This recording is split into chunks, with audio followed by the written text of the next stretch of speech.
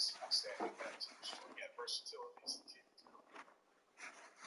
And as far as Baker and how confident he's been playing since the bye week, just like from your perspective, how have you been able to draw the best out of him? I know a lot of conversation about the trip you made to Austin and the Zoom, how you handled the Zoom off-season program. But could you just maybe shed a little light on what is it that you've done from your perspective that you've found a way to maybe get the best out of it? Yeah, I'd say Baker's drawn the best out of Baker. That's all of our guys are self-starters. They do a nice job with their work week, and I think Baker fits in that category. Again, I go back to his work ethic. How he prepares is something that gives me great confidence. Thank you, Darryl. We'll go back to Mary Kay. Kevin. Yeah, when we talked to Baker yesterday, he mentioned that he would probably reach out to Odell this week, knowing how much this week would have meant to Odell. So just wondering, what has been your dealings with Odell as he rehabs? Do you keep in touch with him? Is this a week that maybe you also will reach out, and maybe how much do you guys sort of wish he could be here with you or something like that? Yeah, I stay in touch with him via text. Again, disappointed that he's not with us right now. Like you mentioned, I'm sure the competitor that he is would love to play in a game like this. But he's doing well in his rehab. Obviously, I wish him all the luck in that. But yeah, definitely keeping in touch with him via text. Thank you. Thank you, Mary Kay. Scott Pendrick, you're next. Hey, Kevin. Olivier had another good game on Monday night. How important is it for him to either take some pressure off Miles or just be there on the other side, to compliment Miles? Yeah, OB's had some really good moments for us. He stepped up when Miles was out, which we really needed. I think he's given us some great reps again. I think he's a physical player. He's very, very intelligent. Put a lot on his plate. He's able to execute it. I think just because he's a savvy player. Thanks. Thank you, Scott. Tom Withers, you're up. Thanks, Rob. Hey, Kev, just curious, do you know Freddie pretty well? I don't. You don't? Okay. Just curious though, in terms of being a play caller, did you take a look at? I mean, obviously you watched some of last year's film and stuff. Did you just comment on him as a playmaker or play caller rather? Yeah, I think it'd be unfair for me to comment on that, Tom. I think again, he's a very good football coach. And I think as it pertains to this week, I think it's going to be the Giants' offense. And I think he'll be running the scheme that they've been showing all year.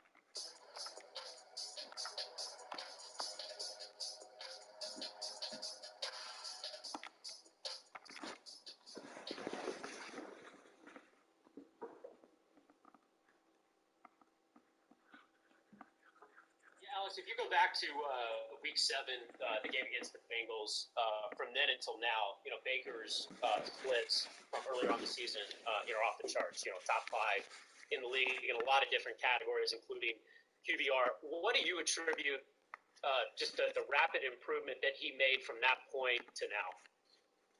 Hard work, really. I mean, he's working his butt off. A better understanding of the system, I guess, probably. Probably understanding him a little bit more too in that process of calling plays and designing plays for him. But he's worked extremely hard. He's made a conscious effort to take care of the football, and that's shown up. We had the one interception, on Monday night. Since that, before that, he was on a hell of a streak. Really proud of the way he's worked. He's put the work in. Thank you, Jake. Next is Scott Pendrick. Hey, Coach. How would you describe Kevin as a play caller? Oh man, he's good. He's aggressive. There's no question. I love that some of the calls that came out. There was one play, the throw to Kareem that we had talked about during the week. He designed that play to get the matchup on Kareem. It was third and short there, and as soon as we got in that position, it was funny. I kind of looked at Case and had the big eyes, like, is he going to call it? It's a pretty aggressive call, and he did. So he does a great job. I think he understands how to keep defenses off balance. And he does a great job. Very aggressive, but at the same time, smart. Is that the out and up you're talking about? Mm-hmm, yes. And then, he spent so much time talking about the one-game focus and not looking ahead to anything. How's he able to get through to the players when I think that would be a tough thing when you can see the playoffs kind of 3 weeks away? No, absolutely not. No, this crew is locked in, and that's we all preach that. And that's something that's very important. And that is really the backbone of our mindset. It's just how we win this week. What's it going to take to get this one game done? It's always the biggest game of the year because it's the next game.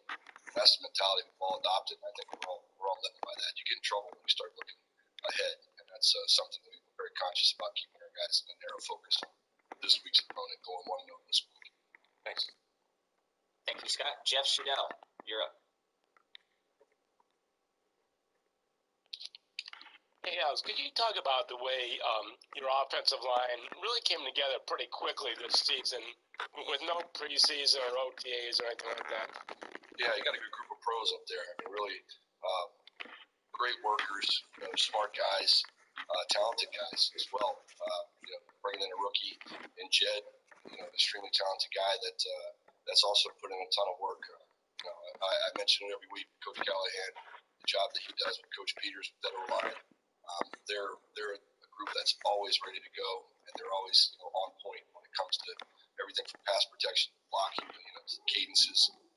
They're always prepared and they work hard. So hats off to them. I mean, they've obviously we've done some good things in the running game. A lot of most of that's a lot to do with them opening up those holes for those great backs. But that's a group of guys up front I'm really proud of.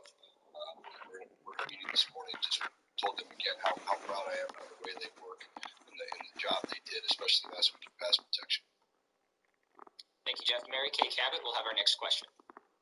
Yeah, Coach, can you just kind of speak to a little bit about what it must be like for, all of a sudden in New York, Freddie is getting handed the play calling duties this weekend. Just knowing what you guys have to go through during the week to prepare for a football game.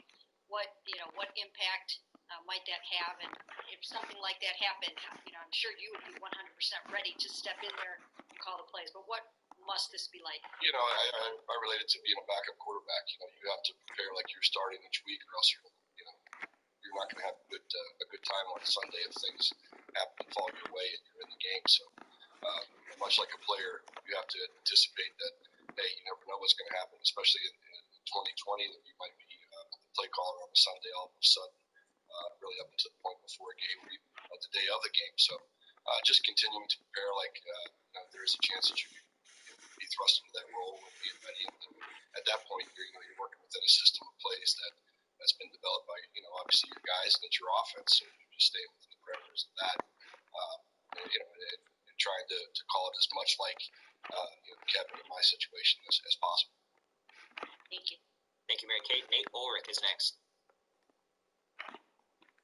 Coach, speaking of filling in, how valuable has Tris Hubbard been for you guys this year when you talk about the success of the offensive line? And now you're in a situation right now, obviously, where you might have to do it again. So, just for him to be able to plug in there, what's that mean to you guys? It's awesome. I mean, really, he's a swing guy at 4 positions. And if you ask him to snap the ball, I bet he can do that as well. So the value that he brings, plus the quality of play, is very impressive. He's a guy that a lot of teams would be a starter.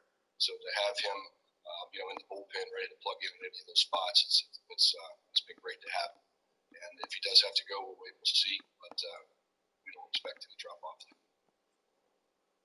Thanks, Nate. Dan Lobby, we'll go to you. Hey, Coach. I wanted to ask you about Harrison Bryant. We saw him kind of flash early, and I know he had some issues with fumbles and stuff. But what have you seen from him in this rookie year, and how tough is it for a rookie at that position specifically?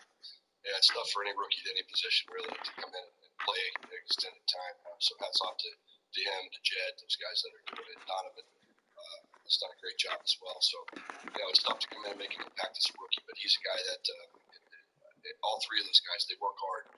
That's the biggest thing. Harrison had the fumbles, but I bet you he doesn't do it again for a long time because you can see him in practice. He's conscious of it now.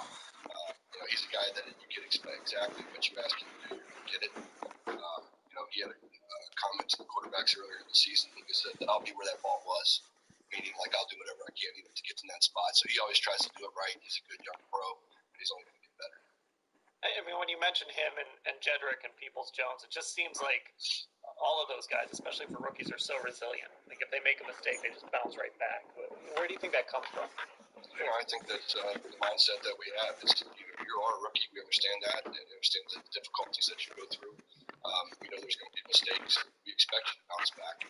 That's what it's all about, is how you respond to adversity. And these guys have done a great job. Thank you, Dan. We'll go to Tom Withers for our next question. Thank you, Rob. Hey, Coach. Quarterback Jarvis Landry did a heck of a job of hanging in the pocket the other day. Did he maybe hold on to that ball just a click too long? He took a pretty good wallop. He did exactly what we told him to do. It was great. He looked him off.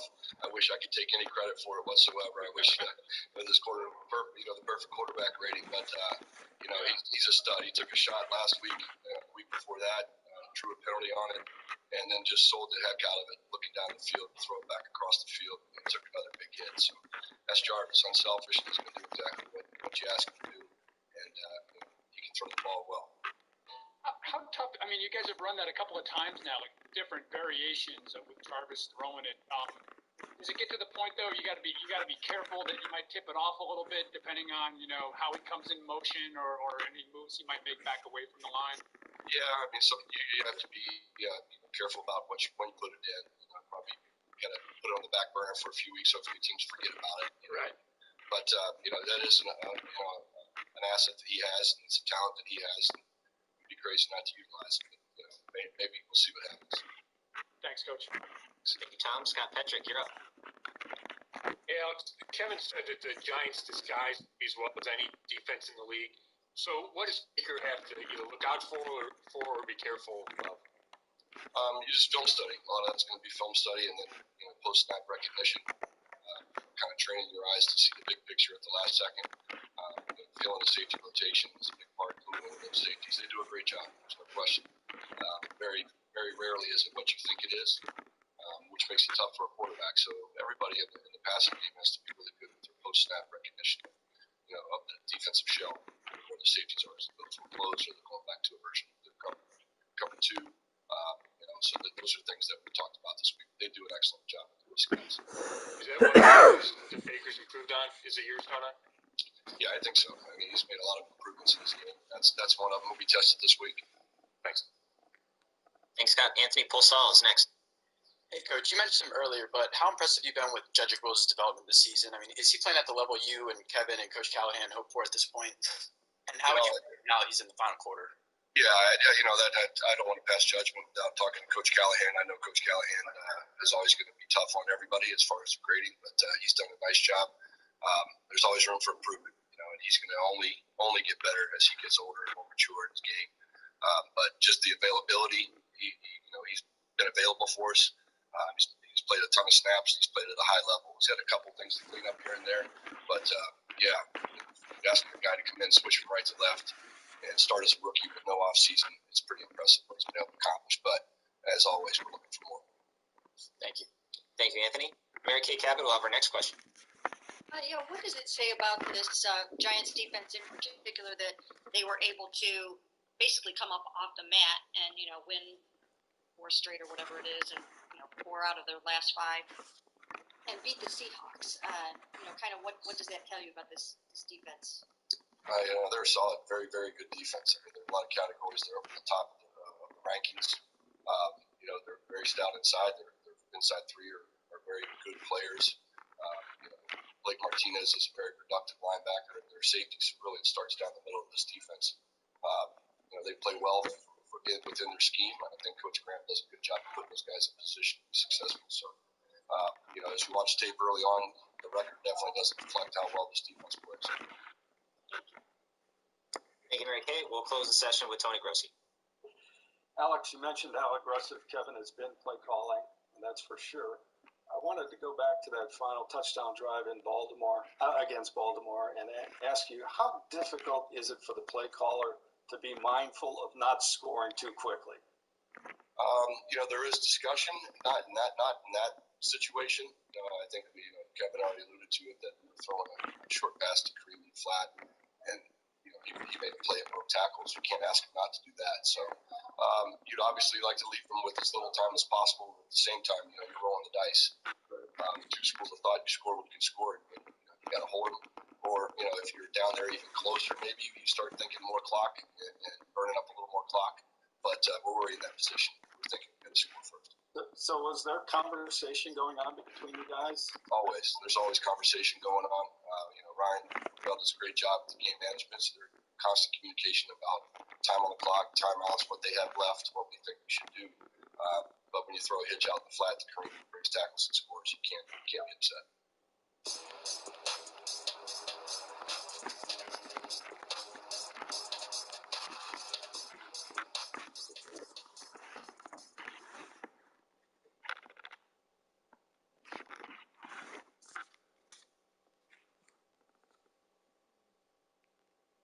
Hey, Jarvis, just to get this out of the way, there's a video of Marcus Peters. It looks like he spit toward you at the end of the first quarter. I saw it on the TV copy. It's all over on the internet. Are you aware of it? And if so, what do you think of that? No, I wasn't aware to it after the game, obviously. But he's a cop. I think he knew that maybe behind my back he'd do things like that, but to my face he wouldn't. So take it for what it's worth. And now I know. Everybody knows the type of player he is, the type of person he is, and just move on from there. To clarify, did you see that video in recent days? Yeah, I saw the video after the game, which obviously losing the game, and then after the game seeing that, but again, like I said, man, it's cowardly. Do you guys have a history? We don't have a history, but for some reason, he seemed to have it out for myself and and whatever his beef is. I don't know, but if that's what he wanted, he definitely got it. All right, one last thing. I mean, I know spitting at another guy is disrespectful no matter what. Does it add anything that we're dealing with a pandemic here and everybody in the NFL is, being told about these protocols all the time and does that add to the, severity of that act in your opinion? I mean, I don't know. Like I said, I just think it was It's cowardly. I don't think about it as protocol or anything like that. Again, like I think, wait till I turn around to do something like that. It's like, do it to my face. Be a man about it if you're gonna do something like that. So I don't know about protocols, but if there is a protocol for being a man, that's sure it right there. Thanks, Nate. Next question to Scott Petrick. Hey, Jarvis, to follow up on that, did he say anything to you during the game? Like, was it a hot, battle between you guys? Was he talking trash? Yeah, I mean, we talked a little bit, but for the most part, it's nothing that I lost sleep over. You know what I mean? So at the end of the day, he took it to a disrespectful point, and like I say, we'll see what happens from here. And to switch topics, what's it going to be like facing Freddie, who now is going to be the play caller for the Giants? Well, we know what to expect, from an offensive standpoint. He has experience. He knows how to call plays, so it should be they should do some things. You going to give Joe Woods any tips? Yeah, I think he got all the film. And he has Baker, in his back pocket as well. So I think that helps. Thanks. Thanks, Scott. We're going to go to Daryl Ryder for our next question.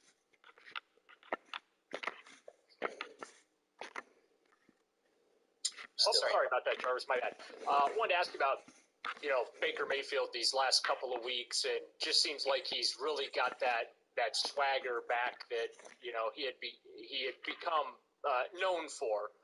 Have you seen a difference in him since the bye week? Listen, not saying that's a tough question, but it's just one thing. Like I've always said, just his attitude, the way that he approached the game, the way that he comes to work, the way that he's handled his position, being the most criticized position on the field. I think he's done a very good job of being here, being present, and making the plays that are there to be made.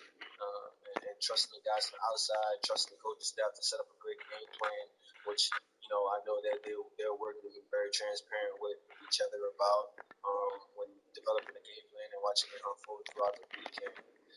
He's executing at a high level. And like I said in previous weeks, we need that type of play from him to be able to get to where we want to go, because it all starts there.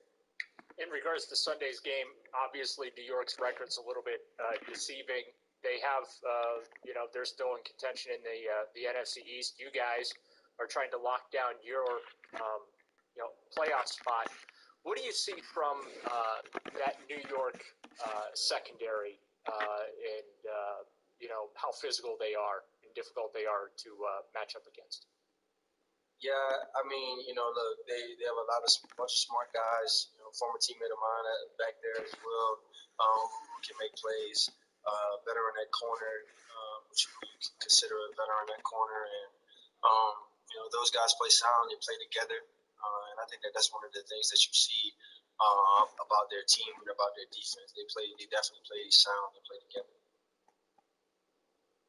Thank you, Daryl. Do we have additional questions for Jarvis? Back to Scott Patrick. Hey, Jarvis. Because Freddie is now calling the plays, it makes me think back a lot on last year. Was it tough between you two guys as the season went on and you guys didn't meet expectations? I would say it was tough. It definitely was, a frustrating season for a lot of people, and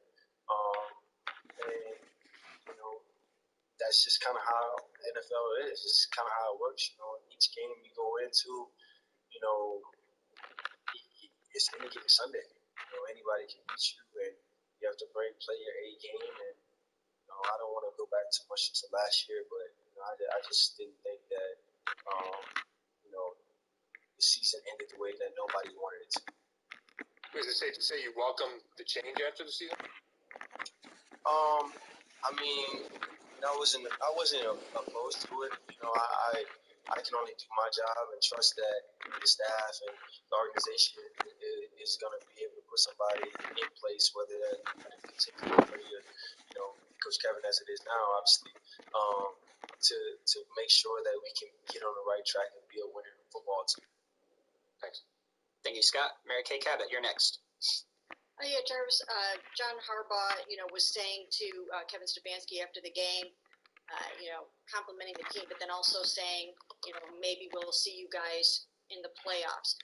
Given what happened that you have now seen with Marcus Peters, would you relish that opportunity, and would you have some kind of words for him or something if that happened? Like I say, I won't lose sleep. But definitely gonna make it another game to remember.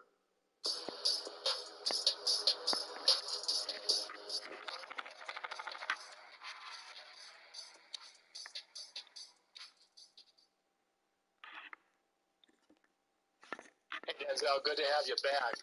How you feeling, and are you going to be 100% for Sunday night? I feel great. Looking forward. Just glad to be back with the guys. Glad to be back on the practice field and working towards game time.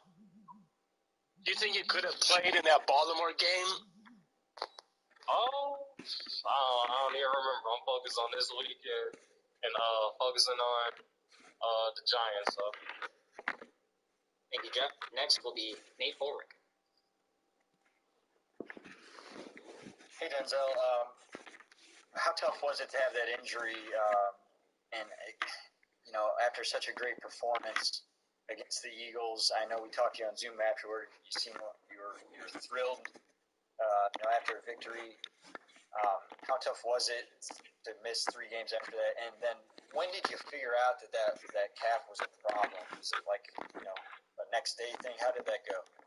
Yeah, it was very tough to be out those games, not be out there with my guys. And I had felt it towards the end of the fourth quarter, but I was just trying to keep my leg loose and kind of just go through it and still be there to finish the game. And then afterwards, it was just a little difficult to walk and everything. And I thought it was just natural soreness and just being hurt from the game. But Once it was like too difficult to walk, and then got an MRI. They said I strained it, so it was tough. But I mean, that's how life goes sometimes, and we're just fighting hard to hurry up and get healthy and get back out there to play with my team. And now that you're feeling good and everything, you know, a big game on Sunday Night Football. Do you think that there will be any rust to shake off, or do you expect to kind of hit the ground running? I mean, we'll see come game time. I feel like I'm ready. I feel like I'm healthy. I got out there practice today. Was running full speed. Was able to cut, do all the movements that I feel I needed to do. And I'm looking forward to it. Looking forward to getting back out there. Thank you, Nate. Mary Kay Cabot, we'll go to you. You know, the Giants haven't really said yet exactly who is going to be starting at quarterback for them. So can you maybe just talk a little bit about Daniel and Colt and what you can expect from either of those guys? Yeah, they got a talented quarterback. He's able to run as well as pass the ball and make the throws. I thought we just gotta. It's about us, and we just gotta do our assignment, do our job, and execute, and then we're gonna take care of business. Thanks. Thank you, Mary Kay. Next up is Dan Lobby. Hey, Denzel. Obviously, you grew up in Northeast Ohio, but I mean, you weren't even born the last time the Browns won a playoff game. I'm just kind of curious. Does it make it extra special because of your background to sort of be a part of this group that's kind of, it looks like you guys are sort of changing the narrative on what this team has been, since they came back? Definitely. Very, very special to be a part of this group. And we're just trying to take it a game at a time. We're not trying to look too far ahead. Just trying to take it a game at a time and see where we are come to the end of the year. But I feel that we're definitely changing the narrative of the Browns over the past years. I also want to ask you about Joe Woods, kind of what you've seen from him this year and sort of what you've learned from him. Yeah, I learned a lot from him and all the coaches. I really appreciate Joey. I mean, he's been helping critique my technique, helping me new techniques, learn different things, and I feel that they're help take my game to another level this year for sure. And just excited to come to work and work with those guys every day. Thank you. Thank you, Dan. Scott Petrick will have our next question. Hey, Denzel. How hard? I mean, you guys have won the first two games without you in there. So how hard was it then to watch, Lamar do what he did Monday night, not be able to kind of try to stop him? Yeah, I mean, it was hard. It's hard not being out there on the field with my guys, and like I said, you can only control what you can control. So, like I said, just trying to get healthy, get back. I'm ready now, and take care of business come this week. And what was your reaction this morning when you heard that Freddie was going to be calling plays for the Giants? It was funny. It was funny. That's something like written in a book coming from. He was obviously here, and then get to call plays against us. So looking forward to that. He did some unusual, wishbone and that kind of thing. You think he'll have something up his sleeve? Yeah, I'm sure he got some trick plays, and we just got to do our assignment, stay to our man, and take care of business. Thanks. Thank you, Scott. We'll go back to Nate Orr.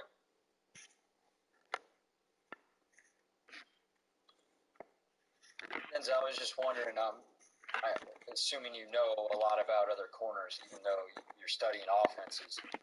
James Bradbury, what kind of season was he having for the Giants? News just came out that he's not going to be playing, and I'm just wondering what that means to the picture of his game. Yeah, I mean, I've seen him from afar. He's a talented player, a good player, and their cornerback for their team. He's made a lot of plays. I'm not sure how many PBUs he's had, but I feel like it's up there. And I know a lot of us compete, a lot of DBs compete with one another. And hate to hear that he's what is he, hurt or something? He's not playing, but hope he gets back out there soon. Just one on the COVID list, I guess. Bradbury's tied for first in the league with 17 PBUs. Mm-hmm. You had the lead and then missed the games. Is that something that you're looking at to get back on top? Do you pay attention to that leaderboard? I'll definitely pay attention to it. It's definitely a goal of mine to lead the league and to do what I can to help my team. I know making plays and getting PBUs, interceptions, whatever it might be, helps my team win. So that's definitely a goal of mine to kind of get back on top and help my team. Thank you. Mary Kay Cabot, you're next, and your line is open. Denzel, were you aware of this video of Marcus Peters appearing to spit in the direction of Jarvis as Jarvis walked back to the huddle? Have you seen that, or do you know anything about that? This is my first time hearing about that. I haven't seen it. Well, that there is video showing that apparently happened, and we had Jarvis a little bit ago, and Jarvis said that Marcus Peters is a coward, that it was a cowardly act. We'll see where it goes from here. Just wondering, to have somebody do something like that in a football game, especially in light of COVID, what would be your thoughts on something like that?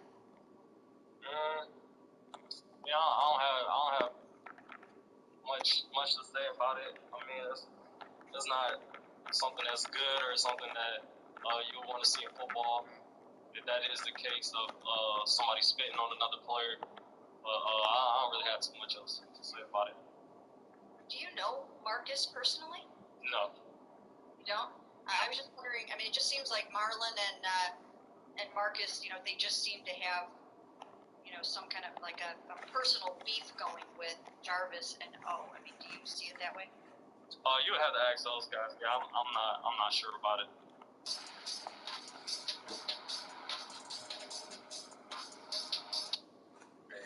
He said that some of the confidence that he has in you came from you visiting in Austin during the off season. So what was that experience like for you, and how important has that been to your transitions? Really just the first chance to get out there, throw with Baker, meant a lot for me. Always watching him when I was younger, finally getting to connect with him, throw with him, just be around him. I definitely think that will build confidence for both of us. And what's it about you that, I'm sure we talked about this after that Bengals game, but when the moment's big, like Monday night, you don't shrink and you're able to make the big plays into the big time. I just keep continuing to do what I'm put here to do. Whatever it is, whatever my role is, at any time, I want to be there for this game. Thanks. Thank you, Scott. Dan Lobby, you're next. Hey, Donovan, this is kind of a similar question, I guess, but you had the drop in Tennessee, but then you came back and had the big touchdown catch. They decided to go with Dearness on kick return, but you're still out there. I know you led the way on a couple of his big returns the 1 week. What is it about you that allows you to kind of be so resilient, maybe when things don't go your way? Just versatile. It's always the next play mentality. Obviously I try to be perfect on every play. It's not realistic, so it's always going to be the next play. Just try not to focus on the bad, just continue to keep getting better, continue to lock in, do my part. It seems like a lot of guys have kind of adopted that mentality. I mean, does that come from this coaching staff? Yeah, it does, definitely. Always have to move forward. In life, it's not good to dwell on the past. Forward, it's just an optimistic, positive energy. Thank you, Dan. Jeff Shadell, you have our next question. Hey, Donovan, are you sort of on a mission to prove that you should not have been lasted until the 6th round of the draft here? I'm trying to be the best I can be. Any given moment, any given time. Yeah. Thanks, Jeff. Next is Mary Kay Cabot. Does it bother you, though, that you lasted as long as you did, or does that not mean anything to you anymore? Now I'm given the opportunity, blessed to be. All right, thank you, Jeff. Mary Kay Cabot, your line's open. Hey, Donovan, can you talk about the 2-pointer where it just went off Kareem's hands and into yours, and it just seemed like you stuck with the play, and I feel like I noticed that you do that pretty much every time you're out on the field. Like, you're always ready for that ball no matter what. So can you just talk about how cool it was to catch that, and what was that like in that moment? Yeah, it was cool. I saw it come out of Bake's hand, and I saw Kareem go up for it, and by the track of the ball, I didn't know. It just looked weird. It looked weird, so I kind of settled my feet, and I saw it like pop right off of his shoulders, like right into my hands. It was just, I don't know, it was weird, but it landed right into my hands. And how about just, can you just address that notion of, especially with Baker, on the keepers and stuff like that?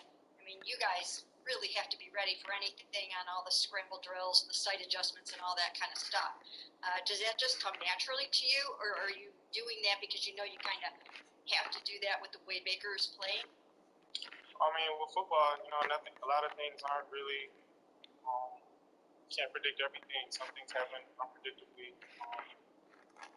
It's 4 receivers, 3 receivers out there at a time. Any one of those guys can get the ball at any given time. So I kind of feel like you just have to always be ready. And when you talk to us, you seem, a little bit serious. But I mean, are you having a really, really fun time out there right now? Because it just seems like you're having fun.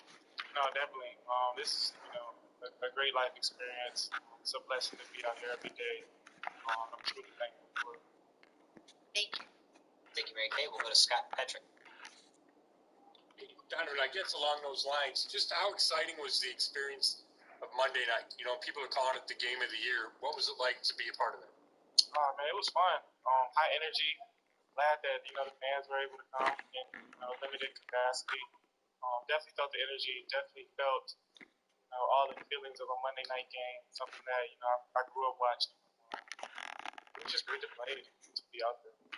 You're looking forward to a second straight primetime game? Yes, sir. Thanks.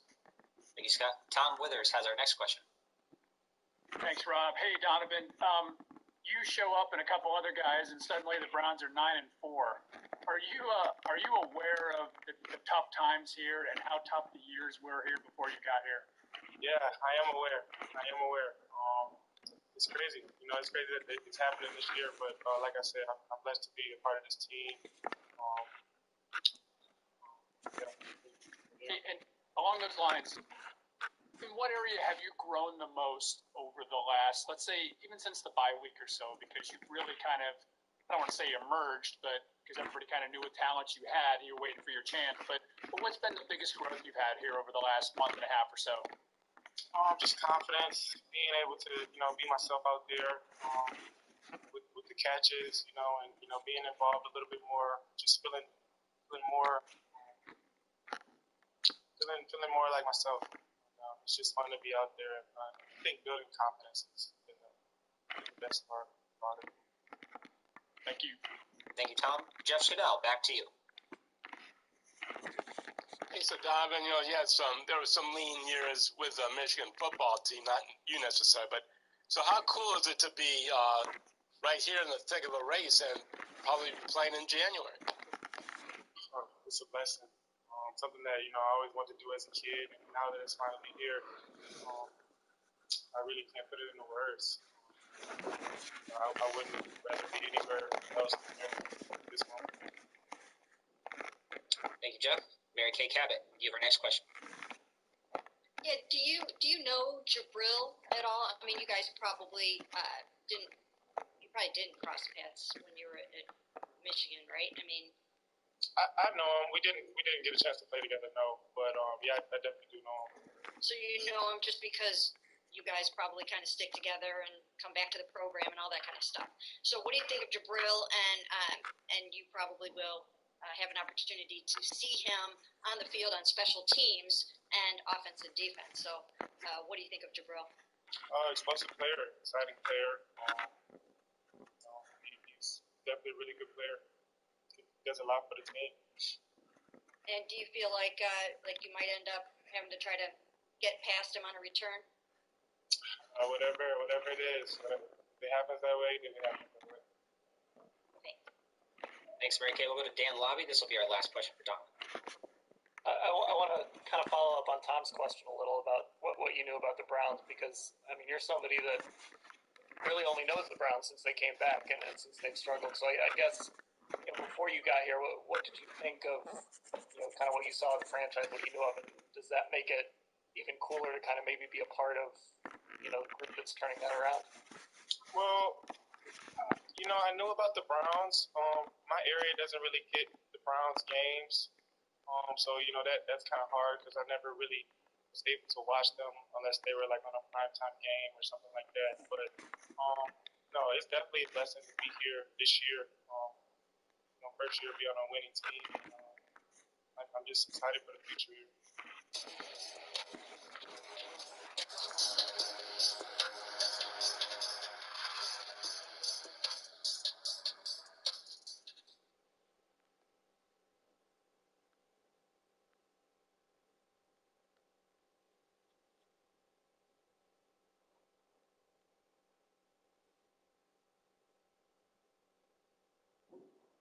With you here, obviously with Freddie last year, the news of Freddie calling the plays, I'm just wondering what you think of that, and if there's any kind of leg up or anything that either side will have with the familiarity factor. I haven't given it much thought. I mean, I feel bad for Jason. I hope he's okay. Freddie would do a great job. Freddie was good to me. I like Freddie. He's a good man. Obviously, tough situation last year, and I know he bounced back, and I know he's going to do a great job, but I really haven't given it much thought. I got other things to worry about with the Giants than who's calling the plays. Thanks, Mike. Thanks, Nate. Next is Scott Petrick. Hey, Mike. Cody's been so good for you guys. Did you notice anything Monday night in those two misses? Yeah, he just pulled the one, and then the second one, his heel barely hit the ground, and he pushed it right. It's inexplicable. I mean, it's inexcusable, I guess, is what I'm looking for. He knows that. He can't miss those kicks. And one of our goals going in, we knew the type of kicker we were playing against, and we were going to try to match him kick for kick. And, we didn't do that, and kind of let our team down in that regard. But, the key was there, he made those last two, one to take the lead 35-34, and tied at the end 42-all. I was real proud of the way he responded there. And, he doesn't miss a beat now. He's very calm, very collected. He's got a very even keel about him, which I really like about him. And great kickers don't miss two in a row. But he had a bad night. He knows it, and he's going to grow and get better. He had a good day yesterday. He's going to have a good day today, and we'll keep getting better. Coach Stefanski said so much goes into deciding whether or not to go for two versus an extra point, but did the two misses weigh heavily into the decision to go for two there? The way I understand it is that they had a 2-point play that they really liked in that situation, and I think we had the reflection on that when we got it, and that cut it to 6, and that was a big play for us. Thanks. Thank you, Scott. Next, we'll go to Tony Grossi. Hey, I might. Hey, Tony. I have another question, but the first one is, when your opponent head coach came through special teams ranks as Joe Judge and Harbaugh and others you might have encountered along the way, does that put you as special teams coordinator on even higher alert? I don't know if it's any higher alert than any normal week. It just depends on their philosophy. Obviously, John's done a great job as a head coach in Baltimore, and he's always had good special teams. And every week, every time I've gone against him, it's been a good game, a tough game, a hard-fought game. And I know Joe's doing a great job as a leader in New York, and I think he's a heck of a coach. He was a heck of a special teams coordinator as well. I think what you do see is a little bit of their personality rubbing off on the special teams units. Thomas McGahee's in New York, and he's an outstanding special teams coordinator, and you can see a lot of his influence, and you see a lot of Joe's influence as well. So, any more high alert? I don't think so. I just think you got to prepare for what they do best. This isn't my second question, but as far as trick plays go, is what I meant. Coach who was came up through special teams might be more confident in pulling something off. Yeah, if they think they can get one on us, I mean, I think we're really sound in what we do. I know New York against Dallas, they threw that hideout play on the field goal. They scored a touchdown, but it was called back. They were moving inside and stuff like that. But that's Joe did that in New England.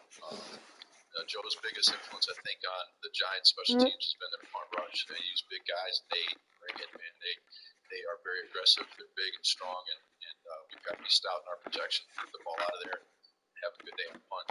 My other question was, why did you guys not call timeout and freeze Justin Tucker?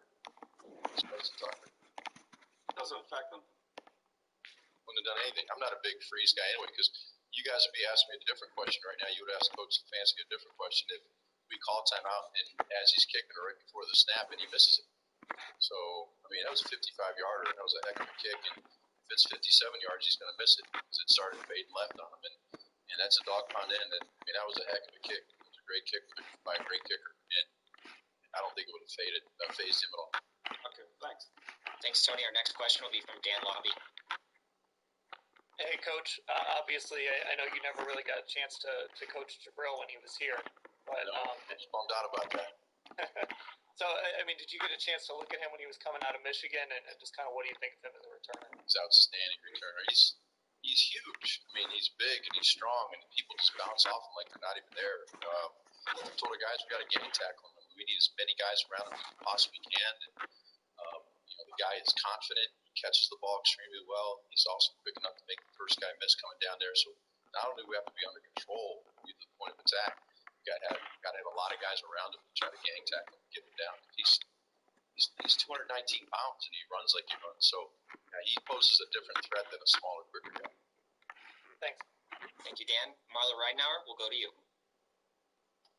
Yeah, one more quick thing about Peppers. Just because he's such an all-around athlete, I mean, do you almost have to tell your guys that, he's got so many skills that you might not see, besides speed, you know what I mean? Like, you have to prepare them for the fact that he can do it all. Yeah, exactly right. And he's very confident. So he'll catch the ball at the 5-yard line if it's a line drive punt. So, we're in that plus 50 range. And next he's bringing out from the 5, and he's got 15 yards before you get anybody there. So, Jamie's got to do a great job in every situation. We got to limit the ability for him to get going his returns. Our gunner's got to have a great plan every time we go down there and go make a play. I remember where I was when I found out about the trade when he was gone. I was very depressed. I was really looking forward to coaching that young man because I know he's a great kid. And he would have ran the punt team. He would have been a returner. I know he's an outstanding safety. Just a very good football player. So did you admired him when he was in college too? I admired him when I studied him coming out. I don't watch a ton of college games, right. But when I was studying all the returners coming out that year, he was up, I think, first or second coming out.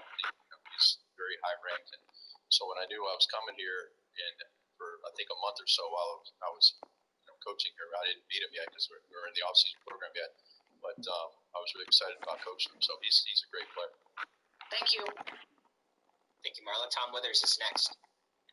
Thanks, Rob. Hey, Mike, sorry if I missed this. As far as Cody's misses, just mechanics, understep, overstep, pick his head up, what happened? No, he just pulled the one and then pushed the other. Easy adjustment then? I mean, very easy. He made the adjustments. He drilled the next, or at least the last 2. Yep, he's fine. He'll be okay. Gotcha. And as far as Justin Tucker, who's, as good as we've seen in a long time in this league, do you time with your kickers, analyzing other kickers and what they do? I know everybody has their own kind of individual thing that they do well, but see somebody to model after? I study all these guys. Study them when they come out. Study them while they're in the league. But like you said, every kicker is a little bit different. And I think a young kicker, like I remember we told the story when Austin came back. He had a great spring after we drafted him. And he started studying different kickers and trying to model himself after some different kickers. And he can't mess himself up. You guys remember beginning of training camp at 19, right. He really struggled and went back and studied tape on what made him successful as Austin Seibert. And he made those adjustments for himself.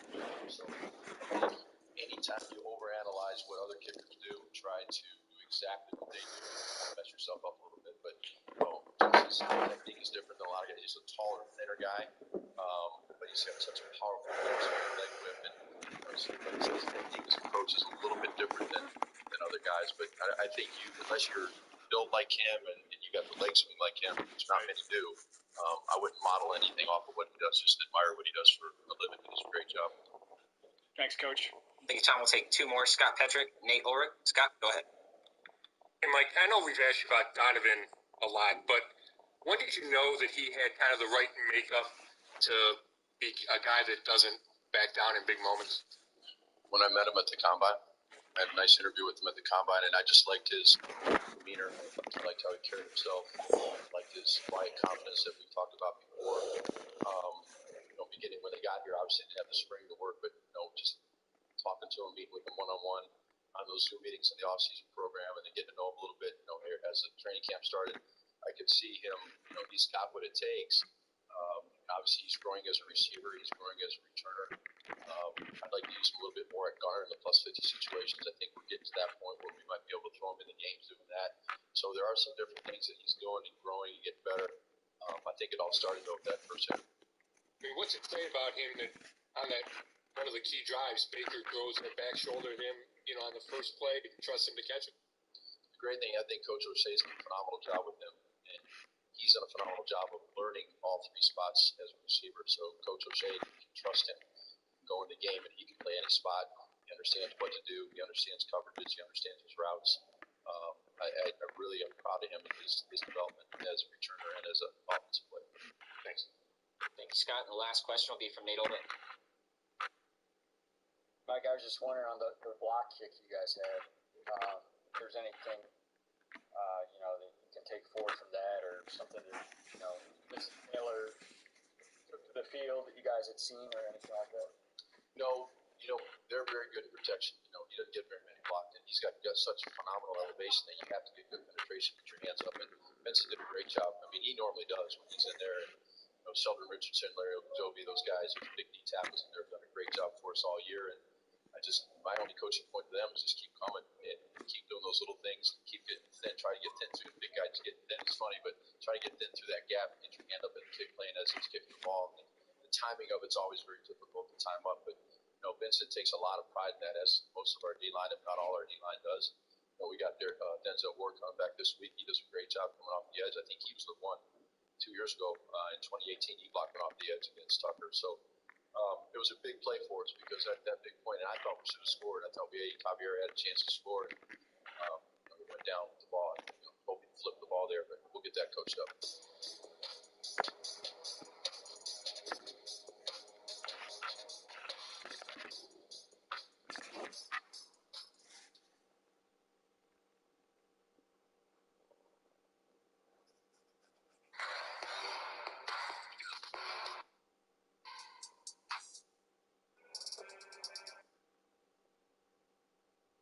Monday Night Football, a lot of people calling it the game of the year. Obviously did not have the outcome that we wanted, but certainly a statement was made by the Cleveland Browns. Yeah, definitely the Browns made that statement on Monday Night Football that at prime time, they belong in the upper echelons of the AFC, and they are going to be a force to reckon with if and when they get into the playoffs this season. There's no doubt about that, and we're going to go ahead and look to go 1-0 this week and secure our path to those playoffs. And we've got a great show for you on Browns Live, powered by First Energy. Nick Chubb mic'd up against the Ravens. Olivier Vernon in the player spotlight. And as always, we go in the film room to break down two of the big touchdowns from Monday Night Football. But we are so privileged to start our show with the head coach of your Cleveland Browns, as Kevin Stefanski joins us now for this week's game review presented by Serpentini Chevrolet. And Coach, I'm going to start with a fan question right out of the gate. This one comes from Reddit user Nev's Law. He says, despite there being no moral victories in football, and you've talked about that quite a bit, what did you learn about your team in that game against the Ravens? I don't know that I learned anything that we didn't already know. I mean, we've been down in ball games in the second half. We were down 14 there in the second half in that game and came back to take the lead. So I think the guys have proven over the year that they are a resilient bunch. So I was proud of how they battled in that regard. And I just know that our guys are going to compete. It's going to be for 60 minutes or more. This is sticky situation. Keep your distance. Yeah, I only got my best interest. No funny in my section. Just looking like you wanna risk it. Risky for a little biscuit. Yeah, she only got my best interest. Take yourself back to the end of a tough game versus Pittsburgh. He was injured. Sign of the times. No one's thinking about you. You ain't me to go through. I wanna run there. They just wanna take you out. With the He's not there yet. He knows that. He's still working very hard to continue. My man, I got next. See you one time. Coach, your running backs continue to remain the touchdowns in that game. Nick Chubb, one play looked like Matthew Judon was going to join him in the backfield. Didn't matter. Still goes and gets a touchdown. And then Kareem Hunt, is he having, kind of the quietest release talked about season? He's already got over 1,000 total yards and 10 touchdowns. And every week these guys go out and produce for him. Yeah, obviously from an offensive perspective, it's fun with these guys because they can do different jobs. You can line them up in the backfield, you can line them up out wide. There's no ego there with them, as you guys know. So it is fun to design some plays for them and watch them make plays and stuff. How important has he been to your passing game this season with his ability to create this kind of that's a big deal. I think sometimes there's matchups versus linebackers, tight ends versus safeties, or wide receivers versus you kind of identify the ones that you want to exploit, if you will. And there's some games where it's a big game for the running backs. We felt like that was a moment where we would put Kareem in certain spots and felt good about the matchup. And again, that just speaks to his versatility. Coach, we thank you for the time. It was a heck of a game on Monday, and I know that the next time this team is in that situation, you're going to get the result that you want. And now we are on to the New York Giants, and we'll join us later in the show to preview that matchup. Don't go anywhere, though, because when Browns Live, powered by First Energy, returns, we've got Nick Chubb mic'd up.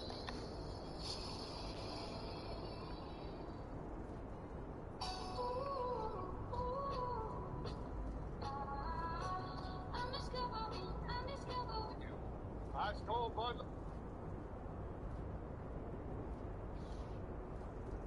Holiday. Ford, built for the holidays.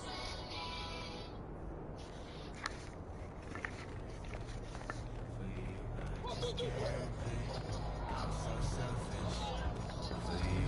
Text me in the AM, will I come and get you? Say you feeling lonely, so my job is staying with you. Girl, you say you love me, say I'm being petty. I know you just think that I'm but I'm crazy. How you doing lately? I know you're feeling strange, but I used to be your baby. I ain't messing with your friends, cause they be acting shady, so I always take you alone, even though you gonna hate me. But I see you one time after time and again. You keep going back to lions and ends. You fell in love. You was in love. Ooh, you was in love. You was in love with an angel like me. I'll take the time and give you what you need. Let's go down on a Monday. We got plenty of time for love. Jumping out in front of you. Teach you something I do. Taking you back to the beginning. We gon' be riding it right. You gon' get back to the beginning. 'Cause we're on a Monday.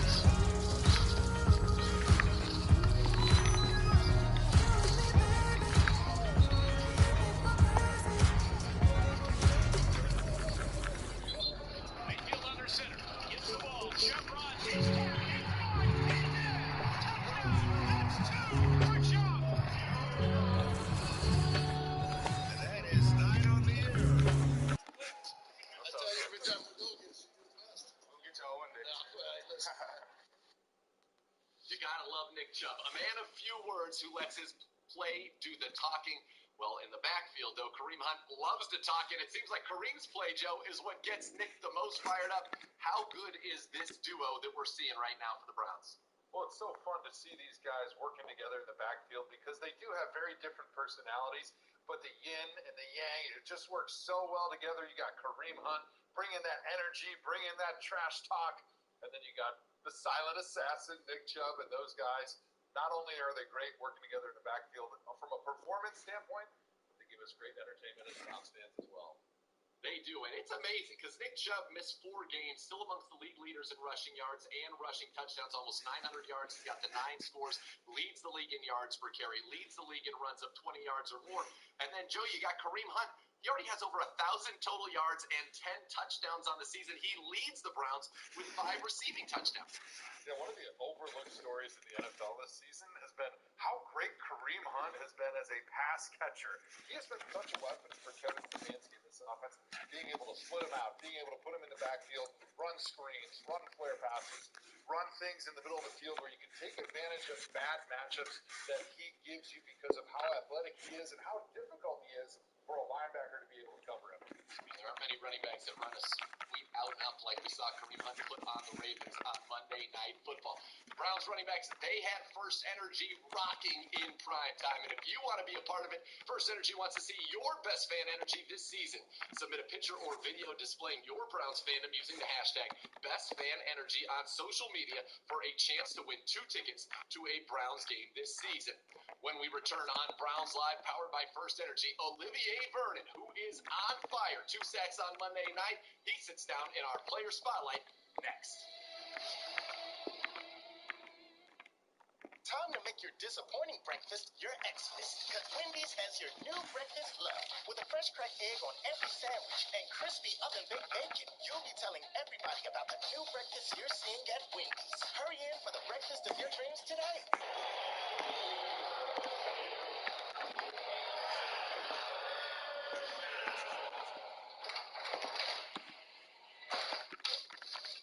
Get your ice cold Bud Light. Bud Light Seltzer here. Even though you may not be able to come to the game this season, our proud partners at Bud Light can always bring a piece of the game to you. Ice cold Bud Light. I'll take one. Oh, right here. Bud Light. Ice cold Bud Light. In 2013, we turned the lights on to First Energy Stadium. Together, we've seen good energy come from powerful runs. Touchdown, Nick Chubb! He's done it again! Witnessed electrifying sacks. Miles Garrett got him! But the best energy comes from Cleveland Browns fans who truly light up our communities. From our home to your home, no matter where you watch the game, we'll be there bringing good energy to power the best fans in Northeast Ohio. Our students don't just read books or write papers. They forge new paths and new ideas. At LECOM, we build medical professionals who excel. We create the foundation of a better world. We seek new ways to aid others. We lead the next generation. We guide the future of medicine. At LECOM, we make doctors.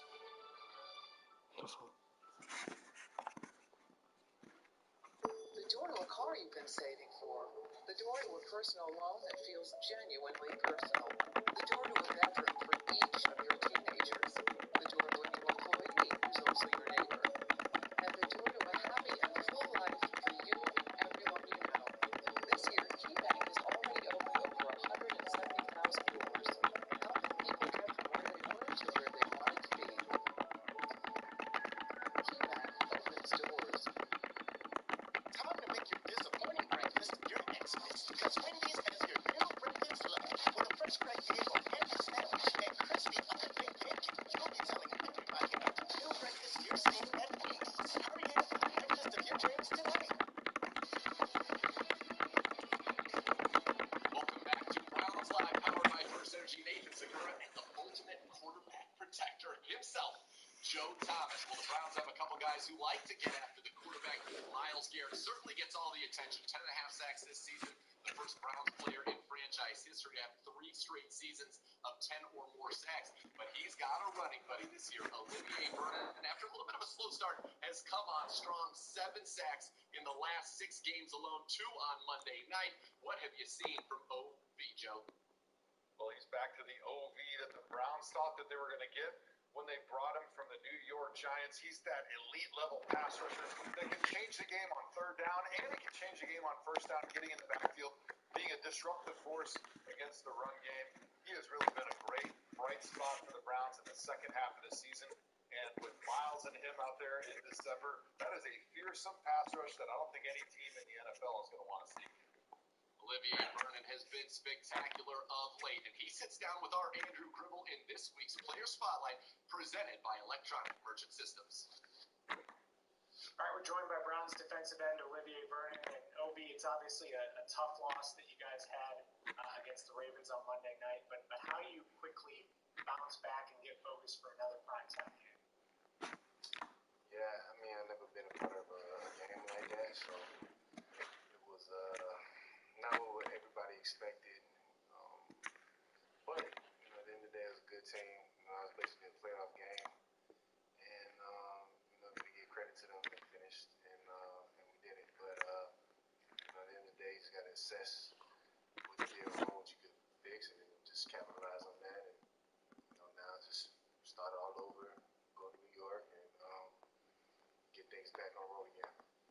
What was it like getting Miles back out there, and how good is it to see this kind of veteran defensive line all out there and really healthy for most of the season?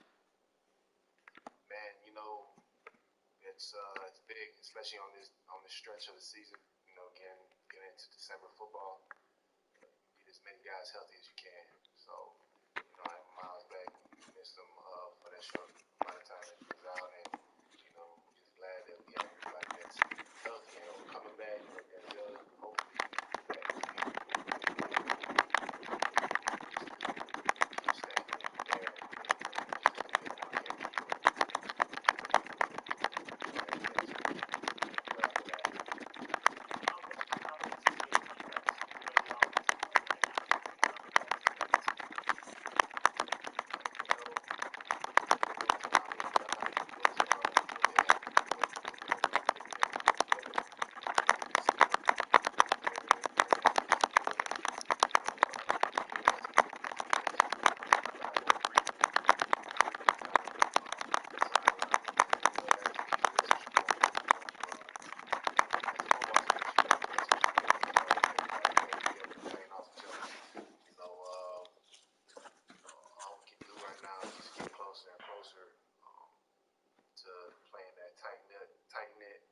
back to being we've come a long way from the beginning of the year. Now it's all about finishing and finishing strong. All right, Obi, thank you so much, and good luck on Sunday night. Thank you. Olivier Vernon certainly provided some of the defensive highlights with his 2 sacks on Monday Night Football. It was the Browns' offense, 42 points. They kept getting in the end zone and really provided the fireworks. We're going to take a look at 2 of those touchdowns in this week's play breakdown presented by Microsoft Surface. And we're going to start with 4th and 4 at the 21. This was a critical play in the game. It's one you had to have. The Browns come out with a bunch formation to the left, and it certainly seems that's where Baker wants to go. Now, the Ravens initially show those 2 high safeties. They're going to play a cover 1 robber. That safety on the right is going to drop down and cover the middle of the field. Baker looks there. It's not there. And he does what he does best. Finds his guy, Joe, Hollywood Higgins. Yeah, watching this play, it really shows the growth that Baker Mayfield has had this season. Finding time in the pocket. His first receiver is taken away by what the Ravens do schematically with that robber dropping down, trying to take away all those in-breaking routes from Jarvis Landry. But what does Baker Mayfield do? He doesn't panic. He buys a little bit of time with his feet. He finds the opening and the open space in the pocket, keeping his eyes downfield, and then he finds his old reliable target, Hollywood Higgins, who does a great job with the scramble drill, finding some green grass in the end zone, making himself available for his quarterback, and then you see the result.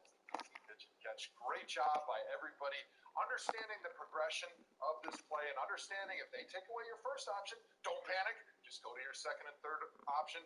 Fall back on the practice that you've had all season long. Great job by the Browns executing. Let's go on to play number 2 now. The Browns here at about the 7-yard line. You've got a bunch formation to the left side of your screen, and it looks like you're going to run a little wide zone left, but sometimes things don't work the way you draw them up on the chalkboard, do they, Joe? And sometimes you just need a special talent like Nick Chubb. Yeah, exactly. This is outside zone to the Browns' left. And you've got your big 3 tight ends over there, and they're going to be working in combination to block the 3 most dangerous defenders to their left. But as it's drawn up on the whiteboard, it doesn't always turn out on the field on Monday nights because you see Steve Carlson on the front side of this play. There's some confusion as to who he's double-teaming in combination with, and he allows Matthew Judon to go scot-free into the Browns' backfield and meet Nick Chubb shortly after Nick takes the handoff. And if you do this in the 3rd down out of 32 NFL running backs are getting tackled for a -yard run, or maybe hoping to get back to the line of scrimmage, but this is just why Nick Chubb is so special. He's able to put the brakes on the defender in his face way before he should be able to have to make a cut.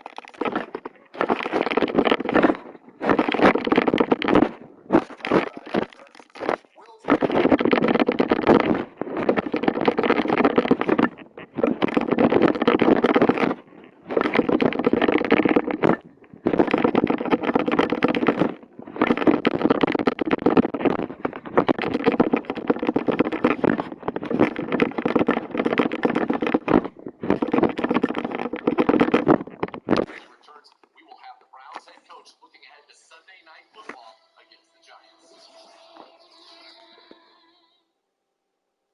door to a car. Ice cold Bud Light.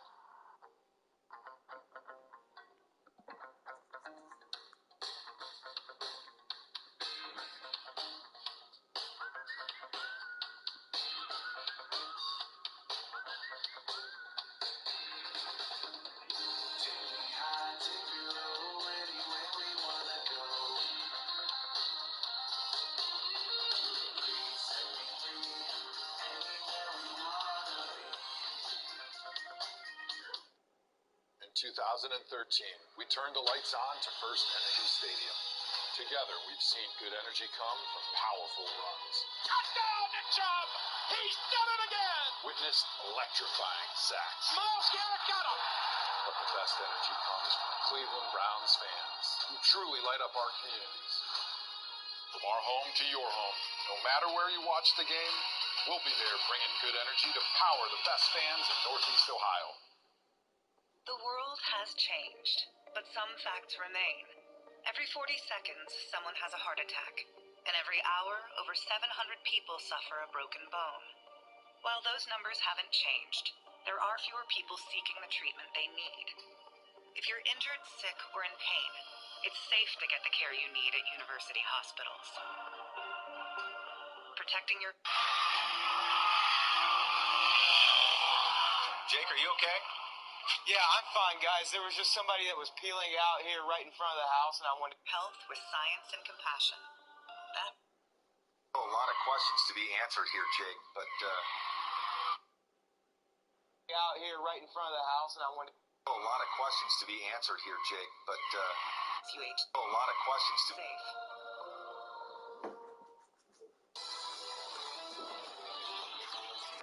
Welcome back to the Browns Live, powered by First Energy. Nathan Segura alongside Joe Thomas. And we welcome back in the head coach of your Cleveland Browns for this week's game review, presented by Ruoff Mortgage. And Coach, we're going to start again with a fan question. And today's best fan question, powered by First Energy, comes to us from user ZBennett30. He says, after the heartbreaking loss to Baltimore, how will the defense rebound on Sunday Night Football against a Giants team that is better than their record indicates? Yeah, I think the guys are excited to get back out on the field and defend a different offense. What happens in these games is you're defending one scheme. So this scheme that they're defending this week is totally different. It presents totally different challenges. So the guys understand that every game plan is going to be unique and have wrinkles. You got to really know them cold, and you got to go back and look at what they do well. The coaches have to prepare the players in that regard. So they're trying to own that as much as they can to go have some success on Sunday night. This Giants team, not so great on offense, but really tough on defense, especially when you get into the red zone. They're the second best red zone defense in the NFL. What's going to be the emphasis, and what's the most important thing when you guys get into that red zone area on Sunday against the Giants? Yeah, it's going to be quite the challenge, Joe. They do a great job. They play really every coverage down there. You'll see some too high shell. You'll see some man. You'll see different fronts. So we really got to be about our business when you get down there. I think the guys have done a nice job this year, making sure we're getting sevens instead of threes. So playing a team that's really good in the red zone, you got to make sure that you own these plays and understand what we're trying to do in each one of these, adding the wrinkles that we are so that you can be efficient in what you're doing down there. Because if you're not about your business in the red zone, you're not going to score sevens.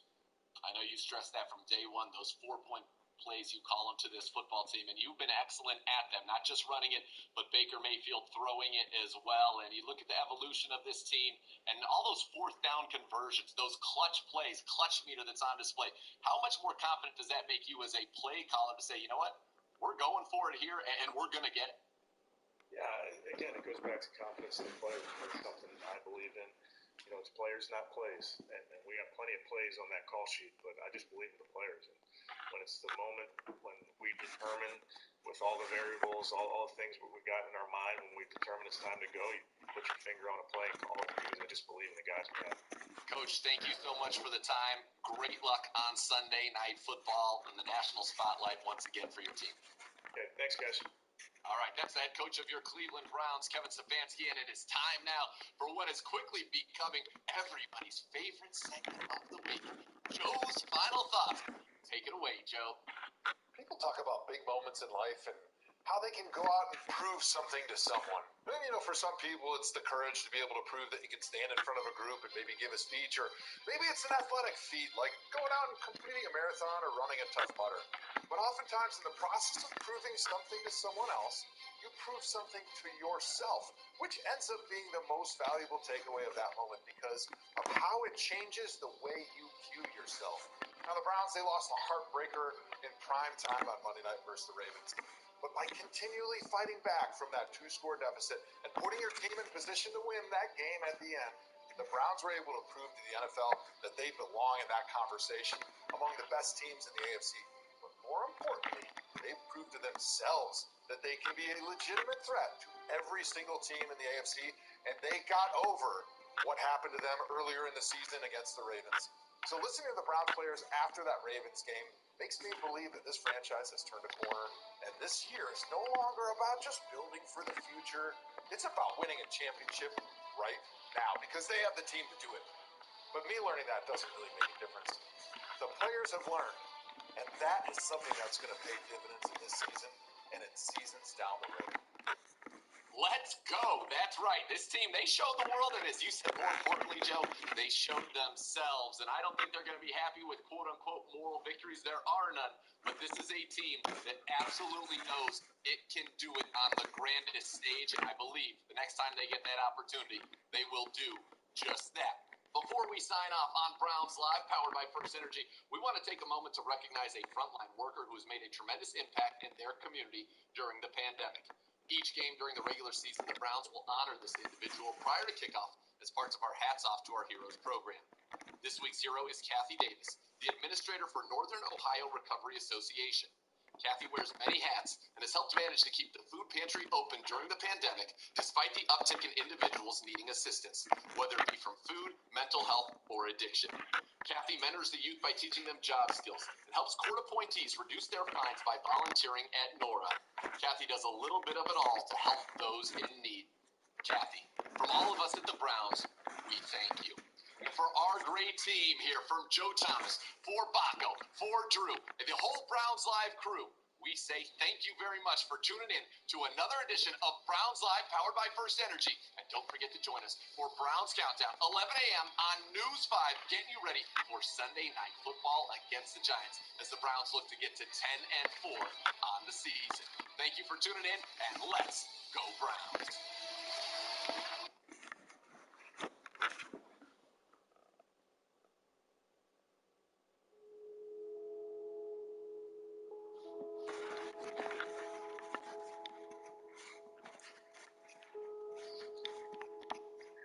All right, why don't we get going?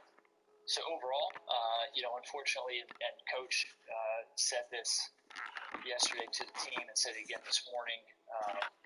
Vegas played the game that we wanted to play. Under those conditions. In terms of slowing the game down, be able to sort of win the game on the ground. Chew up a lot of clock and just not make mistakes. And unfortunately, they just did a better job than we did at that yesterday. Going into the bye week, first of all, we have the trading deadline tomorrow. Although we're not necessarily anticipating a lot of activity, but we do have a chance over the course of the next, week or 10 days to get healthy. We got a few players that we hope to get back, going into the second half of the year. A few starters on offense. That's as good as any move we can make at the trade deadline. So hopefully we take this time to sort of get healthy and get our full team back out there and see what we can do for the final 8 games. Yeah, going into the bye week, you always would prefer to go in with a win. Feel a little bit better about yourself as you're going through all those meetings. But I thought we made huge strides that bye week coming off that Raiders game. I think after 8 games, we had a very large sample size to make some decisions and pull it apart and look at us schematically, look at us from a personnel standpoint, and ask some hard questions. What can we do better? And that's where I think the coaches were outstanding in grabbing some real tangible things that we knew could improve our chances. So again, coming off that Raiders game, not fun, really disappointed in the loss, but we learned a lot about ourselves coming out of it. every week we have our upcoming opponent, and we really drill down to the ins and outs of their schematic tendencies, where they're strong, where they're a little bit weaker from a personnel standpoint. During the bye week, we do the same thing, except our opponent is ourselves. So it gives you just a natural time to kind of press pause. And with our bye week occurring in the middle of the year, it was really the perfect timing where we could look at the areas that we were really strong, look at the areas that we were not as strong, that was productive from that standpoint. In terms of the team, coming into the bye at 5-3, pleased with some of the progress that we've made, but by no means satisfied. Just think that there is a lot that we can continue to improve, but certainly optimistic, based on what we've seen over the first 8 weeks of the season. I think the draft class as a whole has done a nice job this season. We've had our share of bad luck with injuries, whether it's with Grant or Jacob missing a chunk of time. But all the guys, when they've been on the field, they've been good contributors. It's nice to see Jordan Elliott work in the rotation. It's been good to see Harrison Bryant have some really productive snaps at the F tight end. It's been great to see Donovan Peoples-Jones with his contributions on offense in some really critical moments for us, as well as on special teams as a punt returner. And then Nick Harris, unfortunately, he hasn't had a chance to see the field in regular season opportunities, but we're really excited about his future here as well. And then lastly, Jed probably had the toughest responsibility transitioning into the NFL, going from right tackle to left tackle, abbreviated offseason, at an NFL position that's usually pretty challenging for rookies to adjust. And he's done a really nice job with the transition. And quite honestly, his pass protection this year has been that of a veteran performer. That's not to say that there aren't areas where he can improve, specifically in the run game with his consistency there. But we're really pleased with what we've seen from him so far, and produced on Sundays, and think that he continues to have a bright future. I think our free agents have produced either at or above our expectations. I think we couldn't be more pleased with them, I think, as a group, across the board.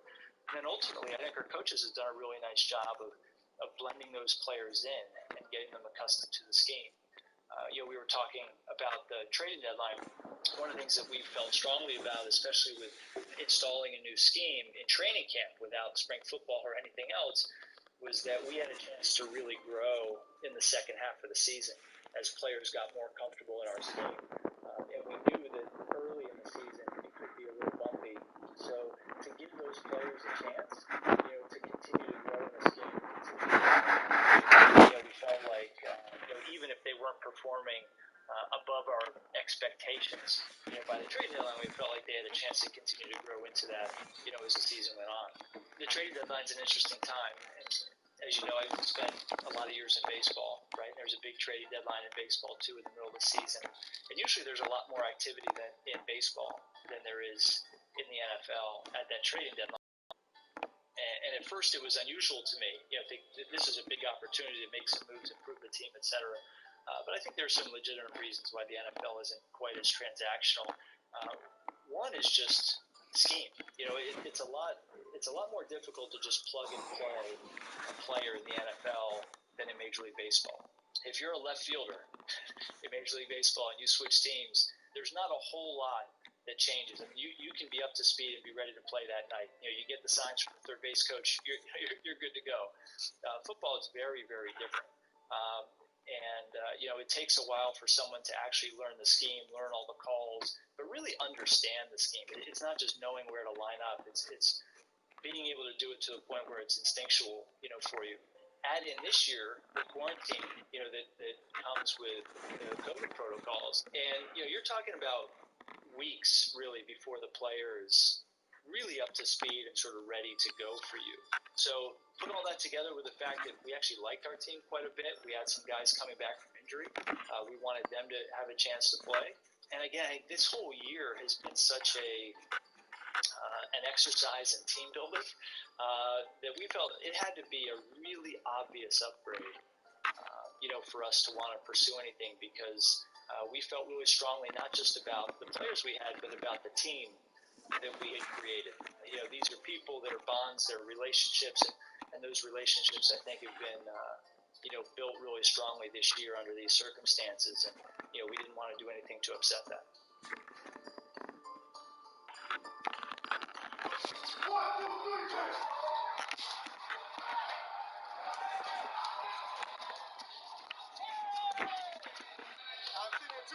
Go now. Feel a little bit good. Feel a little bit good. Yeah, coming off the bye week, it was really good because of the time it fell. Right in the middle of the year, had a chance. We had a good sample size of games to look at with 8 games in, and we just tweaked a couple things. And really coming out of that, we decided as defense staff who we really want to be moving forward for the rest of the year. And we showed players where we can get better, where we need to improve, and they bought into it. And we came out and had some early success after that. Let's ride, boys! Greatness on 3. 1, 2, 3. Man, the weather for the Texas game was like a summer. It was just terrible. There it comes. Right on time. Right on time. Lake Erie, I see you hitting, boy. It was like Forrest Gump said. It felt like it was coming from the ground, like how you were getting hit like with pieces of ice and sleet and snow. It's like, where did this come from? That flag might not be there after the game.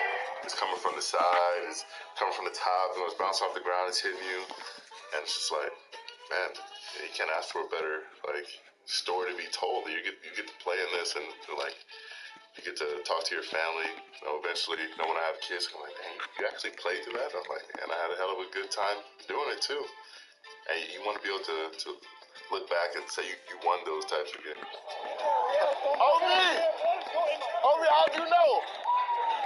Somebody said, give me a tackle before he even started.